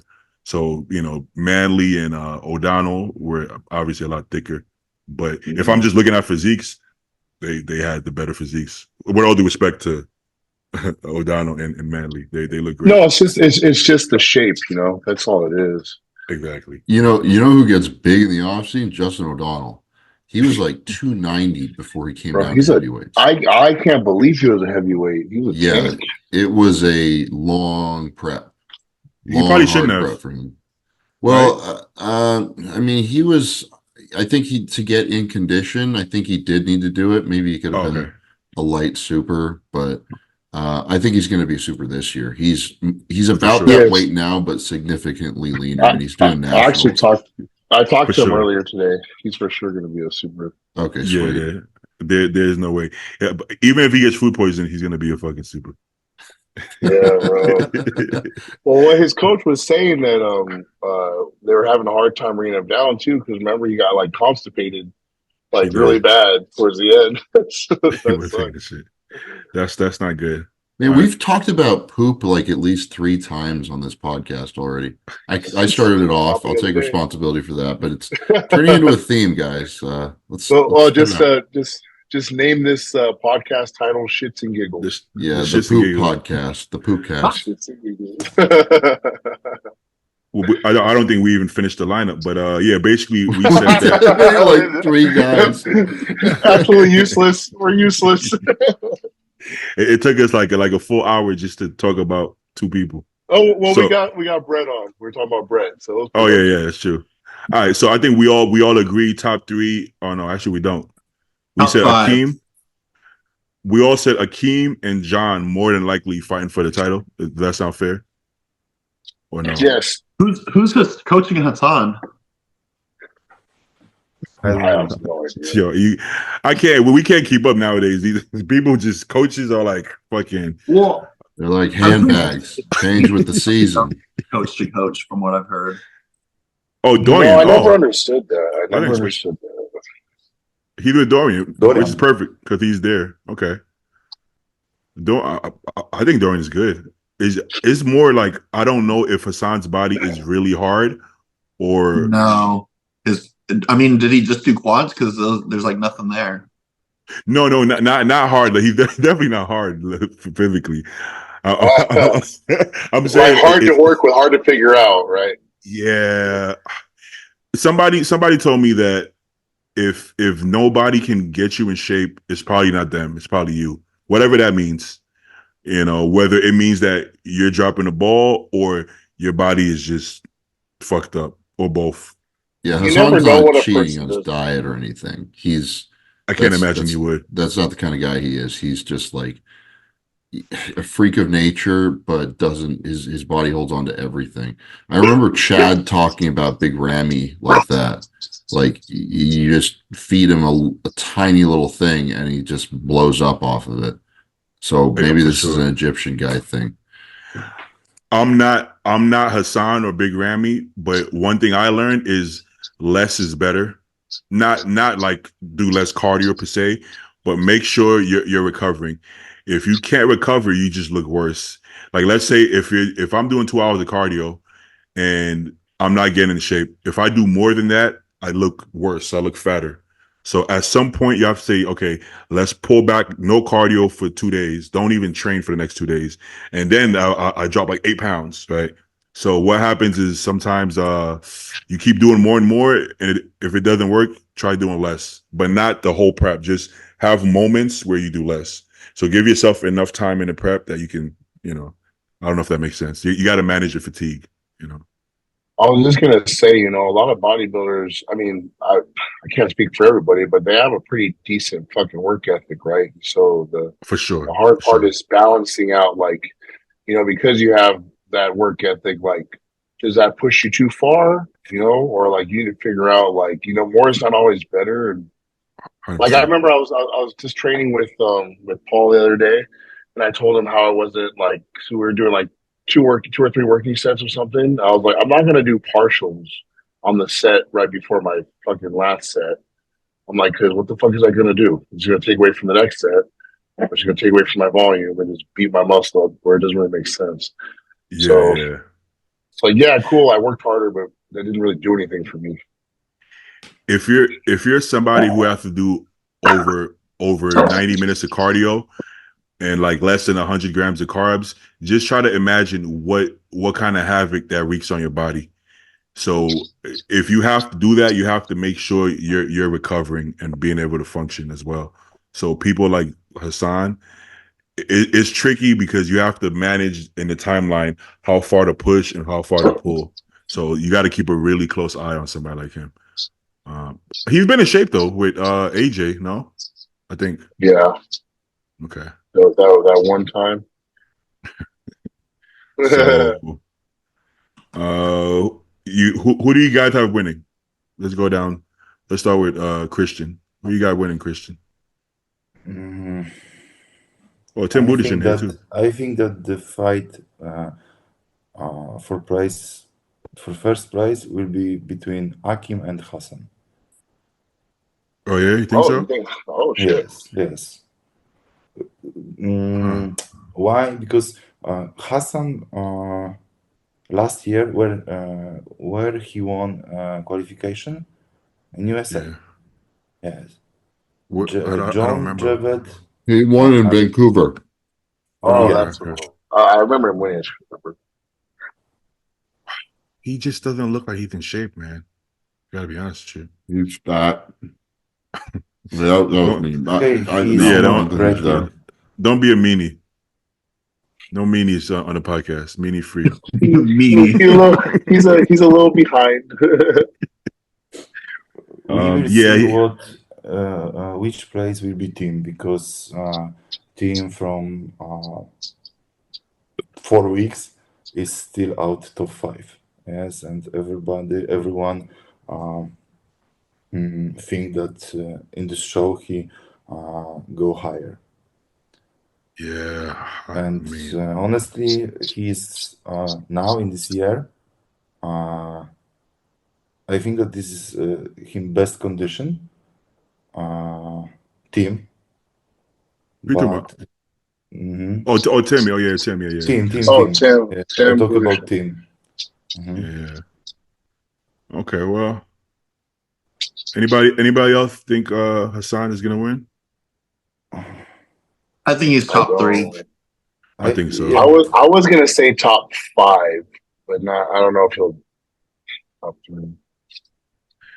I think. Do we all agree that Akeem, John, and Hassan are top 3? Yes. Yes. I think so. I don't know in what particular order, because it really depends, because the team has he's got really thick skin, and I feel like it's been hard for him in history for him to really get that thin skin. Oh, this guy from South Korea, Young Green Lee. Yes, this is the guy who competed. Oh, Young Green Lee. Yeah, he looked pretty good. 6th. Yeah, he looked pretty good. Yes. He looked pretty good. Milos is him coach. Yes. Yeah, Milos goes. Yeah. Quentin, man, he can win potentially. It's just like I said, when it comes to the ifs, we got to keep the ifs at a minimum. You see, Quentin, I have in 3rd or 4th with Hassan. They're I just top 5 of course. Is Quinn gonna be filled out enough, compared to where he's standing next to Hassan, who's like a fucking bowling ball, just not conditioned enough? Yeah, that's gonna be. Is this the right guy? I think so. Yes. Hey, lady, I gotta get going. Oh yeah. Do your thing, Brett. All right, man. All right. Thank you, guys. It's good seeing you, Brett. Good Thanks seeing for going on, brother. Later, guys. All right, brother. Oh, and Christian, let me know if you got to go because it's Uh, like 10 p.m. 5 minutes midnight. and I go to. Mhm. Okay, it's like midnight over there probably. Oh shit! Yo, look at his triceps. Holy fuck! He's got crazy Yeah, this is triceps not. and really No, this is. unfortunate biceps. Wait, how does that even happen? Like, I don't know. But like look what at the the shape fuck? of his bicep. It's like Whoa! flat. Flat as a board. His forearms are bigger than his biceps. Yeah. That's What's rough. his front double look like? What's his front Oh, double? look at Who's Stu. that? Hey. If he didn't post the front double, that's probably because the biceps are pretty flat. Wait, I don't remember him looking like this. Look at his calves. Yeah, Kinda freaky. he was like sixth. Yeah, he was on the far right, Yeah. or I I guess don't. far left for the audience. Yes, yes. Sixth or seventh. I I think mean, he was sixth. I want to say he was Six. sixth. Yeah, This the, is- the this is- Korean guys fucking brought it this year. Usually they are not in shape, but like him and Sung Chul Lee were both in pretty good condition. So bravo to those Wow. guys. Shout out to South Korea. I love New Tech. I love the South Korean people. They Y'all the best. were all very nice. Yeah, they were nice. super They didn't nice. speak in English. I'm actually very impressed with Physique. I don't know why. I think I wasn't paying him attention, which is rude. But I'm really. I think he has a really nice physique actually. His back Yes, but- actually looked pretty good too. I know you like to make fun of Asian guys' backs all the time, but like, It's just observation, though. no, yeah, you're right, But it was good. Oh, I Needs mean, some more, it's not bad. like, yeah, like he needs a little more meat all over it, but like it wasn't like, oh shit, bad. Like sometimes, you know. I mean, his glutes were in too. You don't see that too often as well. That's pretty. I mean, he's These good. legs. Yeah. The way he hit that last spread was very uncomfortable, but Well, I mean, he fuck. looks. He's really wide. You know? Well, he looks great. I don't know why I didn't pay him any mind, but he But looks show really good again his photo on the stage. on stage. On the stage. Look at those triceps. Holy fuck! I remember seeing him in the pump up area. Back double and I was bicep, like- I thought the same thing. back pulse they have? And I no, don't he think- I don't didn't. think he has it. He didn't post front or back double. No, okay.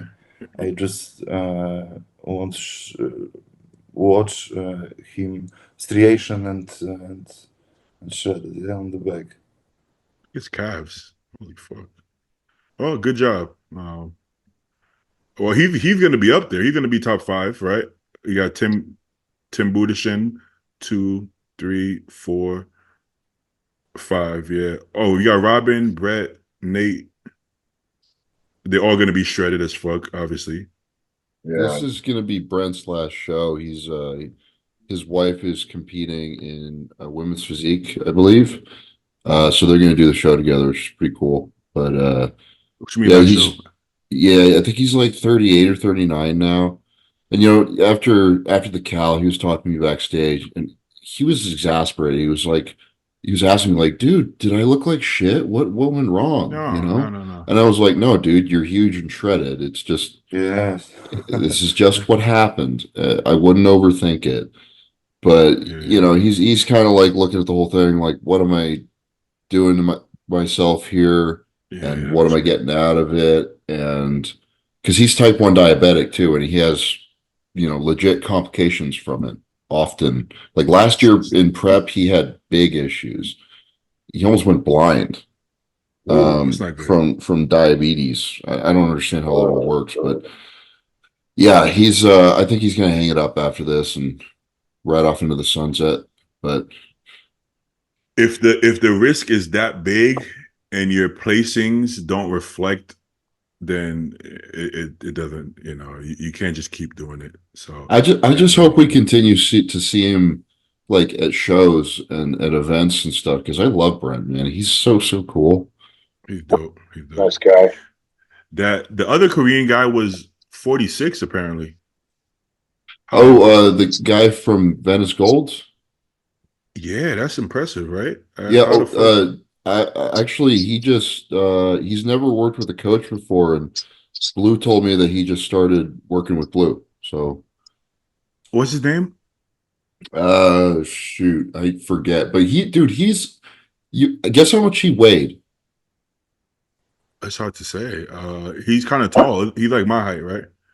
No. Wait. Are we talking about the guy who trains out of Venice Golds? Oh, you talking about Toto Young? No. Yeah. But no, I was talking about the guy that works with Milos. I think. Oh, I think he works with Milos. Oh, you talking about Toto Young? He's not that heavy, right? He was classic a little while back. Yeah, Toto's like 186 pounds, and he Oh, didn't shit. look like he was 186 on stage. No. No, he He fucking looked did. way bigger than that. So No, Toto's Wow. big. Toto's big. You like that one? That's an inside one. All right, let's pull up. Okay, guys, it's Oh time yeah, for me. Thank you, Christian. thank you for invite. Thanks for coming on, man. Your English was great, actually. It was really Thanks. good, man. spot on. I was very impressed. Good luck. Good luck in Thanks. Spain, Italy, Spain. Italy Yeah, was man. first. Best of luck to you, brother. Good luck, brother. Keep killing it. All right, see you, man. So yeah, All right. Let me pull up Toto. where is oh, With the off button. where is Puff? Okay. You're stuck. You're stuck with us.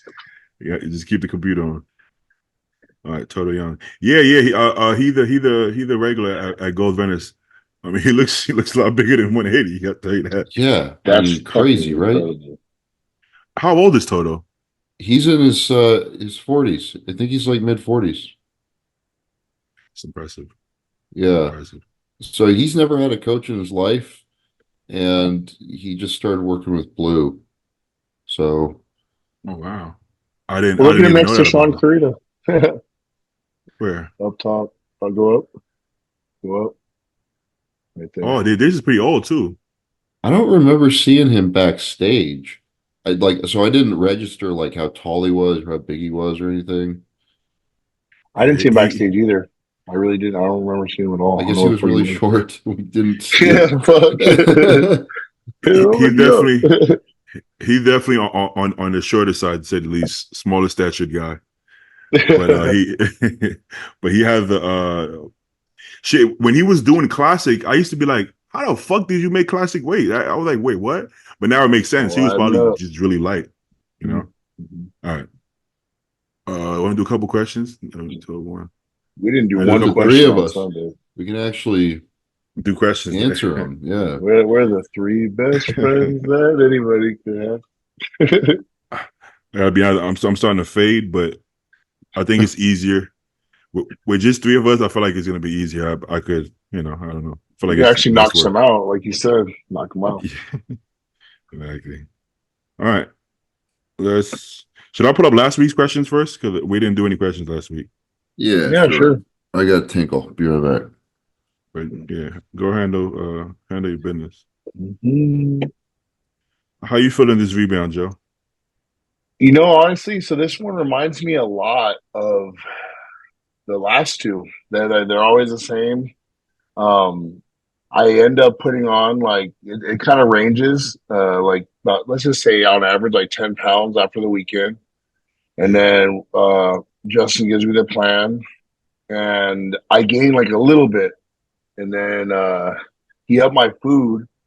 And as the days go by, my metabolism speeds up like crazy. So I'm starting to like sweat when I eat, and the food's not crazy high.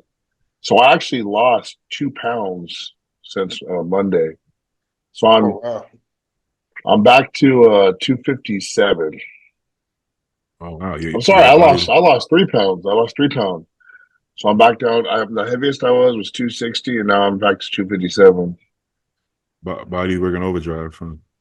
But I'm loving how I look, to be honest. Yeah. My ass cheeks starting to hurt. I think 'cause it's not fat anymore. Yeah, Well, there not you as go. fat, at least. Good sign. All right, let's get into it. My ass hurts from copious diarrhea. Much less fun. The asshole, if you will. Yeah, I didn't want to say that out loud, but thanks, Joe. No problem. Clarifying for the viewers. Modafinil. You guys know what modafinil is?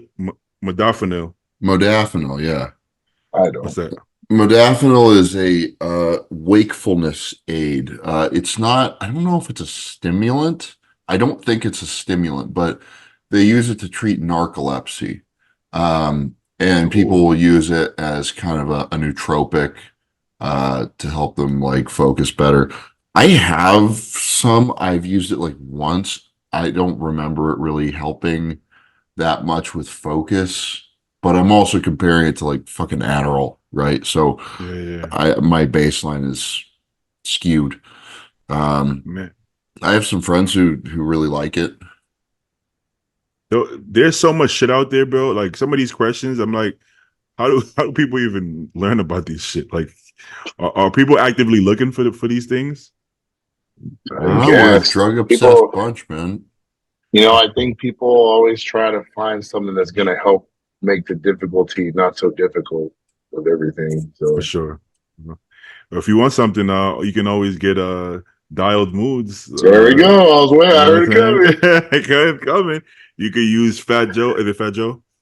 Yeah, you'll have yours. Yeah. Joe is your code. Oh no, yeah. I do. You know what? Actually, I thought about that. I thought about that because my coach Fat Joe, but I won't be getting fat no more. Nothing was gonna happen with that. It still works. I mean, the rapper Fat Joe isn't fat anymore. I mean, it's debatable. He lost a lot of weight. Kind of still fat. You'll always be Fat Joe to me, man. But you see what I mean? I'm saying. I think everybody's gonna hold on to that. Yeah. You got to keep it. You could use my code MACHO as well, but I just wanted to show Joe some love. Yeah, whoever you fucks with. Yeah, whoever you fuck with. You can't use my code because I don't have one. But you could. Stu. Dial in.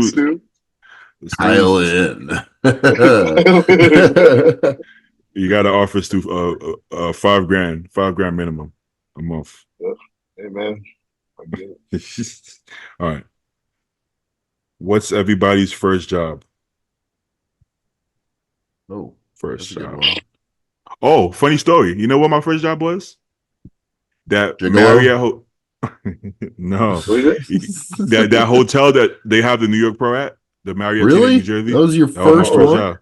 I was 17. My first real job. Let's say that. That's what I was gonna say. Bro, I was selling dope at the job, bro. I'm dead serious. I was selling dope. Now, when you say real job, is that like full time, or you were just on a payroll? No, full time. I was a full time employee. I did banquet setup. I did every job. I did every single job you could think of at that place. You know, and then I met some bodybuilders there. I saw Steve Weinberger one time. He was asking me for something, and he was like, "Oh, you got a good structure." And I was like, "Oh, Steve thinks I got a good structure." And I was like, "Whoa, okay." Because you know, when you got the eye, you look for it in everybody. He's like, "This guy's this guy doing banquet. This guy got some shoulders." You know? But it was actually a cool job because I don't know, it was a bunch of NFL teams and a lot of food, and I thought it was cool just to be backstage all the time. Oh, everybody else, what's your first jobs? Oh, what's yours? Well, so it was part-time. It was right after high school. I worked in a place. It was a clothing store called Tilly's. But then like my actual first full-time job was at a company called Cintas, the uniform rental company. I was there for like 8 years. I know Cintas, yeah. They make that security stuff, don't they? They make all kinds of stuff. It's like security uniforms, linen, like towels for restaurants, mats for the floors, hygiene products, all kinds of shit. Yeah, dope.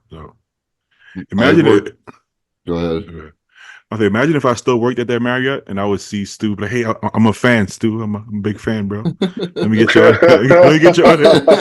autograph, man." You're like, "Fuck off, bro. Get out of there." I remember, when I worked, because I started working at that company when I was right before I turned 20.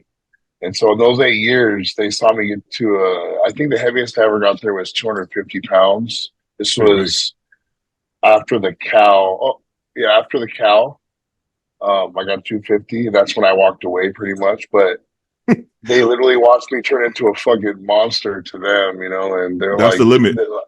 I couldn't do the job anymore. And then I remember at a certain, so once I got to that level, I remember going into like some of the new customers or even some of the old ones and service them, and they'd be like, honestly, Joe, like, what the fuck are you doing with Cintas? Like, why are you doing this? They're like, look at you. Go use Fucking that. expensive. California is fucking expensive, bro. But they wanted to see me. It was cool, man. They just wanted to see me pursue what I love to do compared to delivering uniforms. Like, you don't belong here, bro. For sure. I remember them telling me that. You guys ever think back and be like, I was a hardworking young man because there's no way I could fucking work that job. I'm like, there's no chance. Oh, yeah. I'm like, there's nothing you can pay me. I was lazy fucking bum now compared to what I used to be. For sure, 110%. I'm so lazy. Not mentally. I feel like we have to be sharper. No, I feel like we do more mentally though. But like physically, I can't physically be in a place just working. I do less mentally as well. I went to engineering school, man. That wasn't easy. I don't do anything that hard now. Imagine if you had to go back to Cintas, like that's hard, bro, to get back in that mindset. It was cool because the job that I had, like outside of the labor, because obviously that's what made it damn near impossible for me. But it was when you're on a route and stuff, and you're pretty much your own boss to an extent. Like I could eat whenever the fuck I wanted. I brought 4 meals with me every day. I would like literally just stop doing what I was doing, just eat whenever, and then I'd get back when I got back. Sometimes I could leave earlier, sometimes I'd have to leave later, depending, because it was a salary based job. Yeah. And so it was cool outside of how fucking laborious it was, and that was fine when you don't work out. Like the labor is like it's not that bad, but when you're fucking trying to push to get to heavier weights and stuff, and then you're lifting some crazy ass weight, you don't recover anymore at a certain point, and your sleep is shit. And it was just too much at a certain point. I couldn't do it now. There's no way. There's absolutely no way. There's no going back. If everything goes to shit, I'm gonna learn how to cook meth for some shit at this point. There's zero going back. I can't do it mentally. I'm sorry. I don't want to sound fucked up, but mentally, I just can't do it. I'm gonna have to figure something else out, bro. Stu, what's your first job? I worked in a bike shop, like bicycles, which was actually pretty dope. Oh shit! I started like January of my senior year. I worked there until I went to college, and it was fun, dude. It was just like I worked like 10-hour days, 4 days a week, and we just fucking fix bikes and build bikes and fix flat tires. And there were a couple of guys who were working in the back there with me, and it was honestly really fun. I learned a lot of like customer service skills, like dealing with customers, because I was like horribly anxious dealing with any normal people before that, and I learned how to talk to people, which was very cool. Yeah, that was another thing too that Cintas did for me. Yeah, like the social skills. Yeah. Because you're like literally you're dealing with somebody like that has an issue, and if you can resolve those things and like bring them down, it really helps you communicate with anybody, like absolutely anybody. So that helped me a lot. After that, I went to college, and then I worked at Safeway as like a swing shift guy for a little bit. So I'd like I would check groceries for a little bit, and then once we closed, I'd start stocking shelves with the night crew, and the night crew dudes were fucking strange. They were very odd guys. There's the reason why they work at night. They don't want to be around people. Yeah.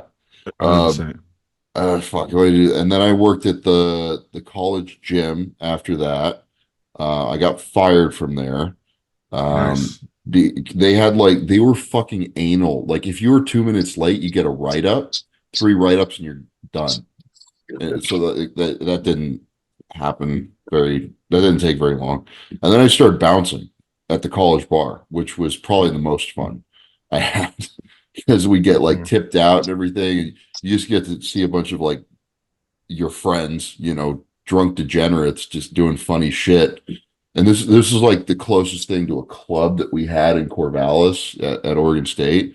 So everyone would get just way too fucked up there. And I never really got into any fights, but it was still great fun just watching all that stuff. Huh. A lot of drug questions. Imagine that. Stu, when did you Okay. start bodybuilding? Like seriously? My first show was in 2017, so kind of like I was lifting for a couple of years, kind of like casually before that. I did the cheer thing before that, and then it just kind of snowballed afterwards Okay. after the first show.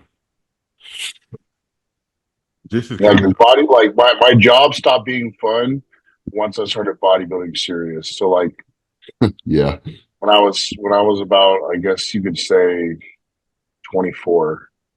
So like those last few years, I didn't even enjoy my job anymore. I put too much into bodybuilding and taking it serious. yeah. So it wasn't the same.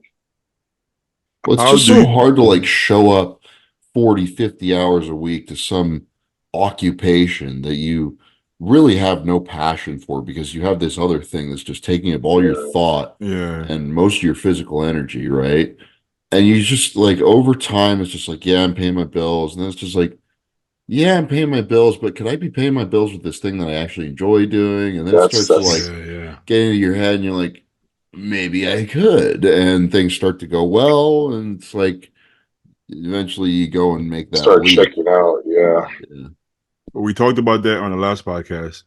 No matter what road you choose in life is going to be difficult. So at least make it something that's worth it. There's no easy way out. So at least enjoy it. Yeah. Like I even say that about dating. Like every relationship is going to be difficult. Just be with somebody who's worth difficult times. It's going to be difficult. Just choose your difficult wisely, basically, right? So we could sit here and be like, I'm tired, I'm hungry, whatever. That's one difficult, but there's a lot of perks too. I get to sit here for 3 hours on the podcast, right? So it's like I can't really complain. Anytime I see Johnny at the gym, we always take a moment to just be grateful that even though we're here struggling, we always prep at the same time for some reason. Even though we're here like struggling through a leg day, who gives a fuck? There's people in other countries right now working 20-hour shifts to make 3 pennies and buy a pair of shoes in a year, so can't really complain, All right. Feels good to complain. It does sometimes. I'm not gonna lie. Yo, let me vent. So I'm having a dilemma. I'm trying to be very open and honest on my YouTube videos, but then I watch it, I'll be like, oh man, I don't want to. I feel like I'm complaining, but then I'm just trying to be honest with how I feel without complaining. I hate watching people complain. So when I watch myself, I feel like I'm complaining.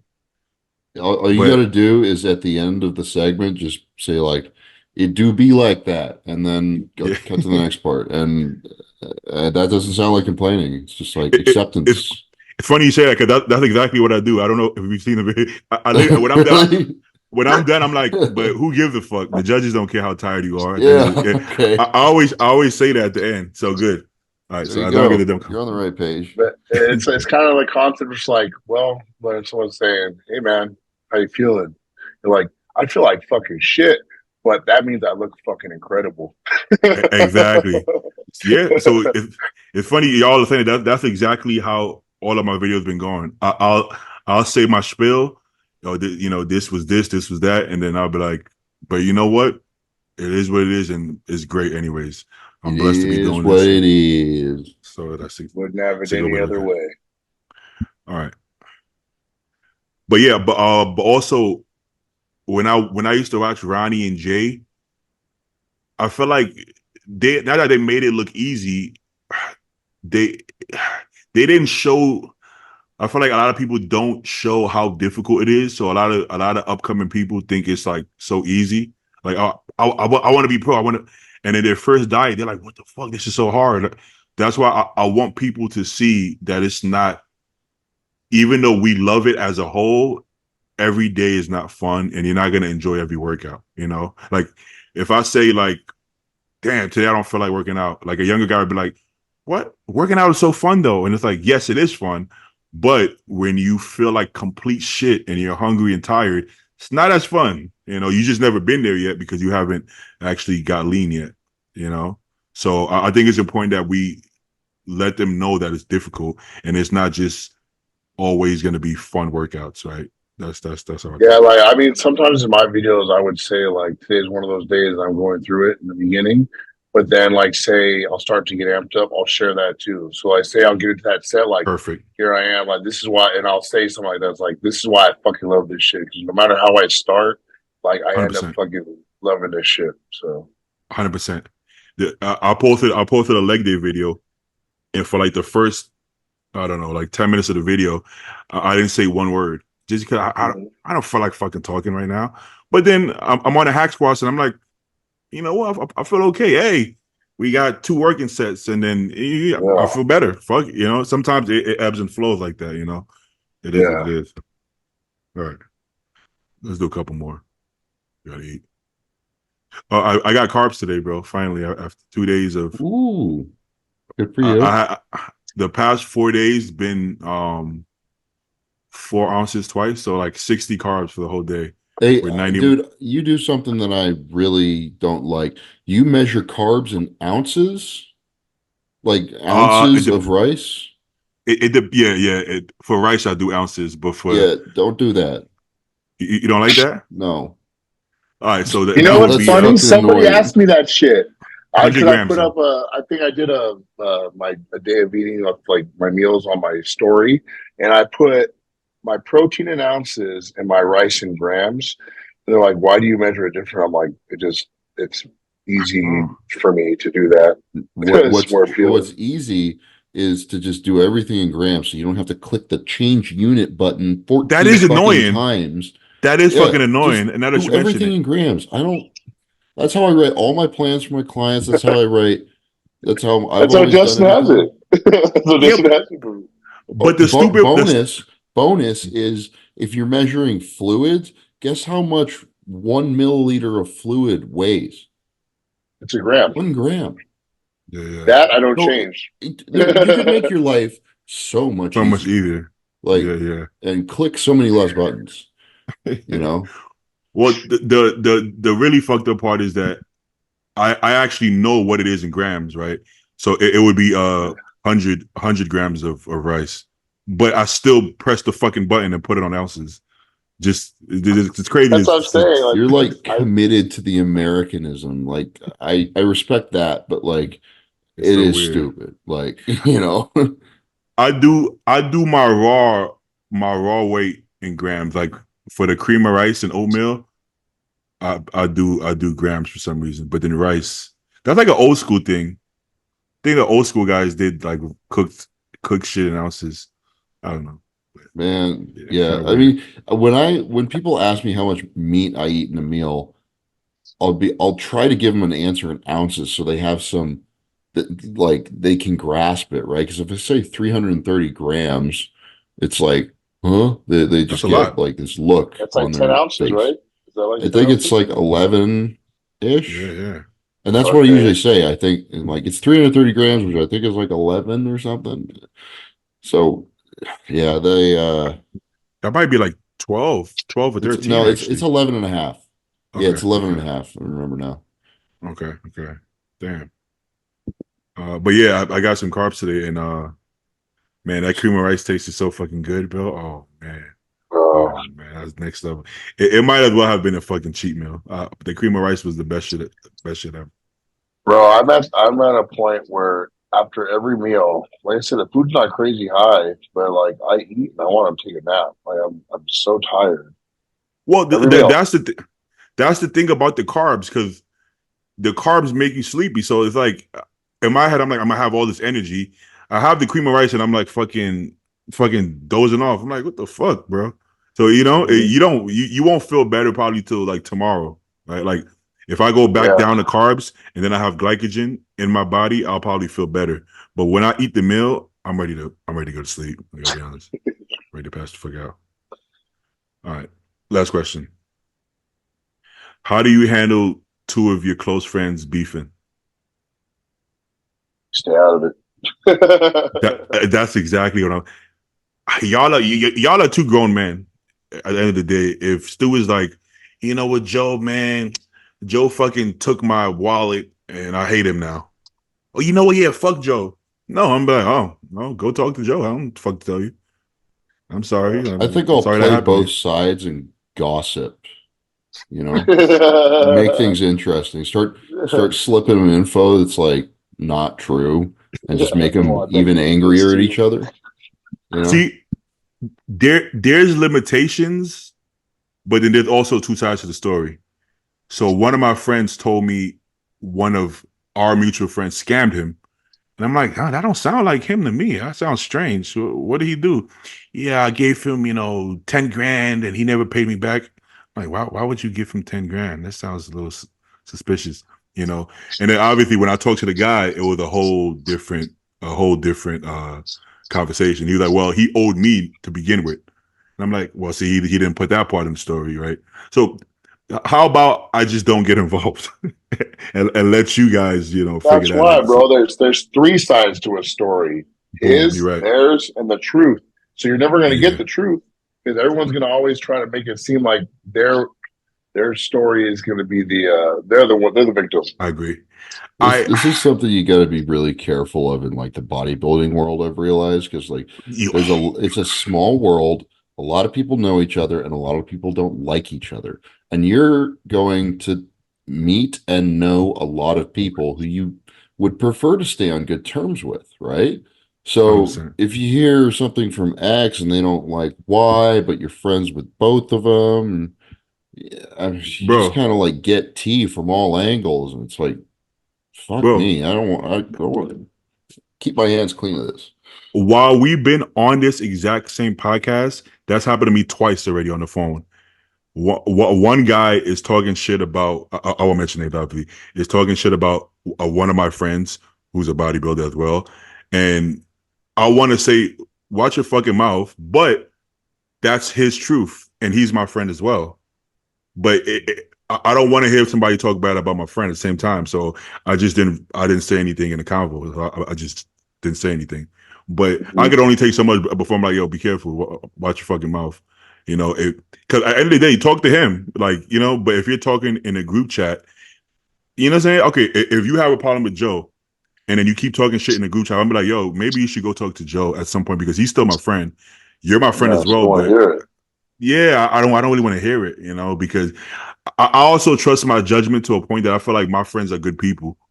Now take that with a grain of salt because you may see me. You may see me as a good person, and I consider myself a good person, but I've done bad shit, right? But within reason, like there's certain things if you hear about me, you know it's false. But it doesn't mean I've never done bad shit neither. So that's the issue, And another person told me something about another one of my friends, but I don't know what to say. I just okay. Yeah, you don't give a fuck right now either, huh? No, dieting this hard. It's like, why are you wasting my time with this, man? Yeah, and then most of the time, let's be real, it's never anything that serious, No. Now, if I keep hearing shit about you from so many people, and it's really bad shit, I am gonna start to judge you eventually. I gotta be honest with you, because that happens in the industry too. I'm like, okay, now it's 20 different people saying the same negative thing about the same person. Maybe I should keep this person at a little bit of a further distance, just because this is adding up to be bad. I mean, be polite, but don't go into business. Yeah. No, yeah. So like, don't get me wrong. Like the person I'm thinking about right now. Oh, that could be so many people.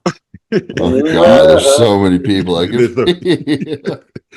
So in my head, I'm like, okay, I'm not that close to this person at this point, and I'm gonna just keep it that way.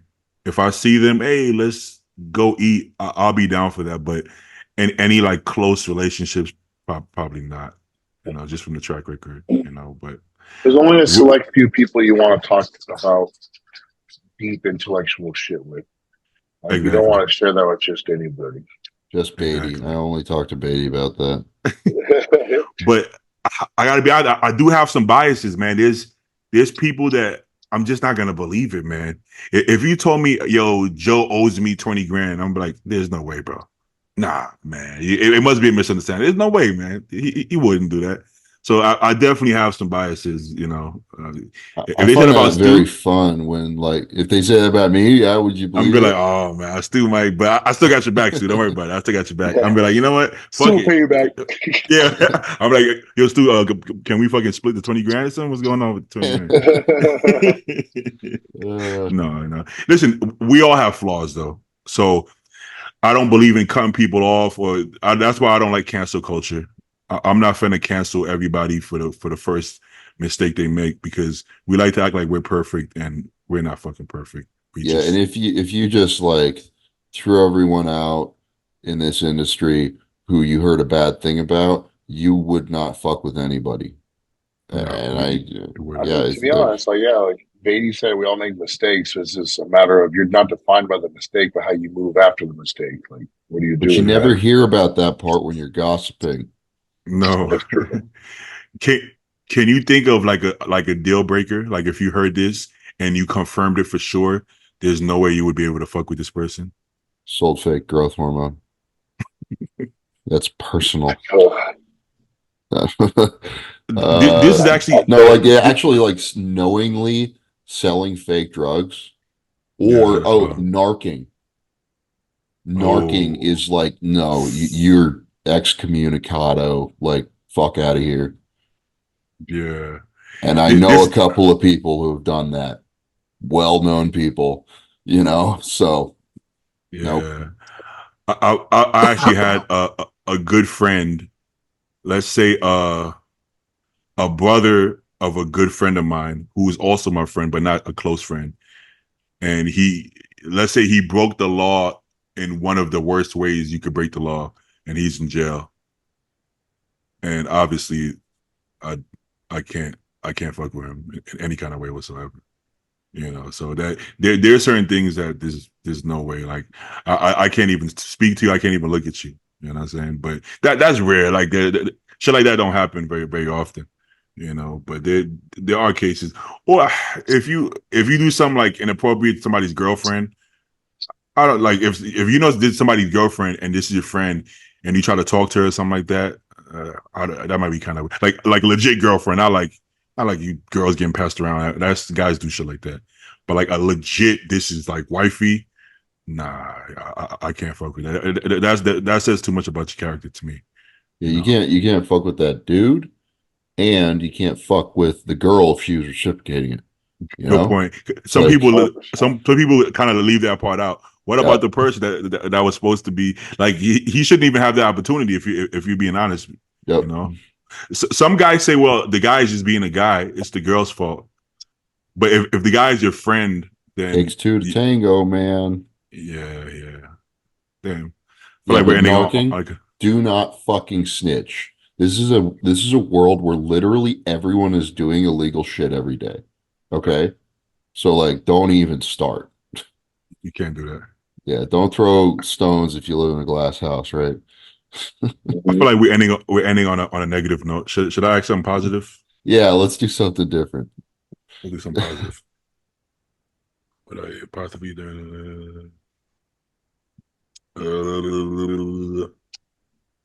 oh, how do you become a pro bodybuilder? I can't answer this question yet. Pick a really weak pro qualifier like the 2023 USAs. And you got to be a super to make sure. Yeah, win a national show, preferably in bodybuilding, because that's the one true path. I think to become a pro bodybuilder, you got to live life like you're a pro bodybuilder before you become a pro bodybuilder. So, meaning do the things that pro bodybuilders do, and then eventually, if you have the right genetics and work ethic, you'll get there. Yeah, don't that could. I can't say that shouldn't be a goal. That should be your goal, I guess. But don't lead with that, right? Don't lead with the card. Lead with what it takes to get the card, if that makes sense. You know, like if you're doing what you're supposed to do, then it happens. If you have the genetics, if you just have the shittiest genetics in the world, then it's just probably not going to happen. Well, actually, we've seen people turn pro with really bad genetics as well. So, I guess I think you should bodybuild because you love it, first of all, right? Because if you didn't love it, you're wasting your time. You ain't gonna get rich, and you're only gonna go as far as your genetics can go. So do it because you love it. If the pro cards are in your wheelhouse, then it's gonna happen, right? What do you guys think about Yeah. it? If That's you all, have what I'm no, saying. because if you have no chance to turn in pro, does that mean you shouldn't bodybuild? No, Yeah, no. I mean, now you want to make sure your other priorities are in check. Then, Yeah, like, yeah, the if you're not answer to going that to go question is anywhere a with it. caveat. Like if you don't have your other shit together, if you're not paying your bills, if you're leave it neglecting your alone. family, 100%. then no, stop it. It's silly. This question is similar to the question that when people say, "What's your goal for bodybuilding? How far do you want to go?" And it's like, you know, it's not really up to me, right? Like the only part up to me is like the work I put in, but it's not. You think it's up to Derek Lunsford that he's Miss Olympia? Only the work, but there's a lot of people who work harder than him that will never be pro, let alone an Olympian, right? So what you have is what you have. I used to play basketball, but I'm not in the NBA. So you have what you have, and you do it because you love it, and then you work as hard as possible, and then fucking fucking chips fall wherever they fall, right? I guess. I That's guess. that's what I try to tell young kids when they talk to me, like if they ask me like advice, if they're just getting into it, I'm like, make sure you actually enjoy doing this. If you think you want to compete, you're not going to win your first show. So like just kind of get your first prep out of the way once you have a little chunk of muscle on you. See if you enjoy this process. See if you like getting spray tan and posing on stage in a thong. If you Yeah, don't do this or just work out to look jacked in a bathing suit. That's fine too, you know? yeah. But Oh, like this whole lifestyle is just it's everything. It takes everything to do you it. know, you know what young guys' mindset I like? Nick, I think his last name is Ponce, right? Nick Ponce, Ponce, bodybuilding with Nick. But no, that his Uh, name? is That's that his the Instagram? one? Yeah. For Nation. Elaborate. Yeah. Oh, you know what I'm talking about, right, Stu? I know you're Nick. talking about. Elaborate on what you mean by that. I mean, like, I don't hear him say, like, at least not to me, like pro card, getting pro card or even winning. Oh It's all no, about no. it's all about improving to him. And when I talk to him in person, I like that mindset. I like that mindset. He's like, he wants to get better, and I like that he's thinking like that, because most people his age is all about pro, pro, pro, pro. I'm gonna do USA, I'm gonna do that. I'm like, what are you talking about? He's just like, I want to be better. I'm like, yeah, well, just Is Nick being smarter though? he's trying to now, right? The last time we spoke, like he's I don't want to put his business out there, I guess, but he's in the process of getting a new coach, or he already got a new coach, one or the other, and he's following it to the T. As far as I know, last time we talked, because he was at FNP with us. So now, if he follows that through, which I think he is or has, then he's in the right hands, and then he's gonna get wherever it is that his body can take him. He has the discipline. He has the, like I said, he's rough around the edges, but we all were at 21. Yeah, Shit, we sure. all, as long as you don't stay that way. Yeah, If you, all I'll say, I know Nick watches the podcast, so if you made it this far, Nick, just be safe, bro. That's it. Please. You have a lot of potential, and you're 21, so be safe. It's gonna happen. It's gonna, like, with your mindset. I can't tell that for everybody. With your mindset, it's gonna happen. No need to rush it, because we all know the truth is that you couldn't rush it even if you tried. You can try. It don't work. But the fucked up part is we've all tried. Well, probably not Joe. I don't think Joe tried to rush it. Joe's so But, responsible. I mean, but that's a great example for him, though. You don't have there you go. Be like Joe. Be like Joe. Be like me, man. maybe Joe rushed his off season with the food a little bit, but That's better than the drugs. way I was better. just gonna say, bro. I mean, fuck. Wait. You know, you can lose the body fat, right? Well, that's the better. It's better to rush the food and even rush the training. I would rather you train too heavy and eat too much food any day of the week, rather than You know what's funny is I've gotten a lot of feedback like, "Damn, Joe, that shit really worked," because they saw the before and after. It did. I mean, listen. I mean, it straight up. It did. You know, but hard work always works, right? So say whatever you want to say about the way you go about it, but what you did do was bust your ass, right? And you work harder than people think you even work because you're kind of like lighthearted. You're not like a very aggressive person, like just everyday life. But when it comes to bodybuilding, you are very aggressive and assertive at it. So it doesn't come across like you're as hardcore as you are, but you're pretty fucking hardcore, man. I'll definitely give you that. You know, but all right, I think that's a good note to end, rather than talking about shitty people in the industry. So do that all day. Oh, before we go, I kind of put it in the. I haven't seen if you guys responded, but everyone's going to the Olympia, right?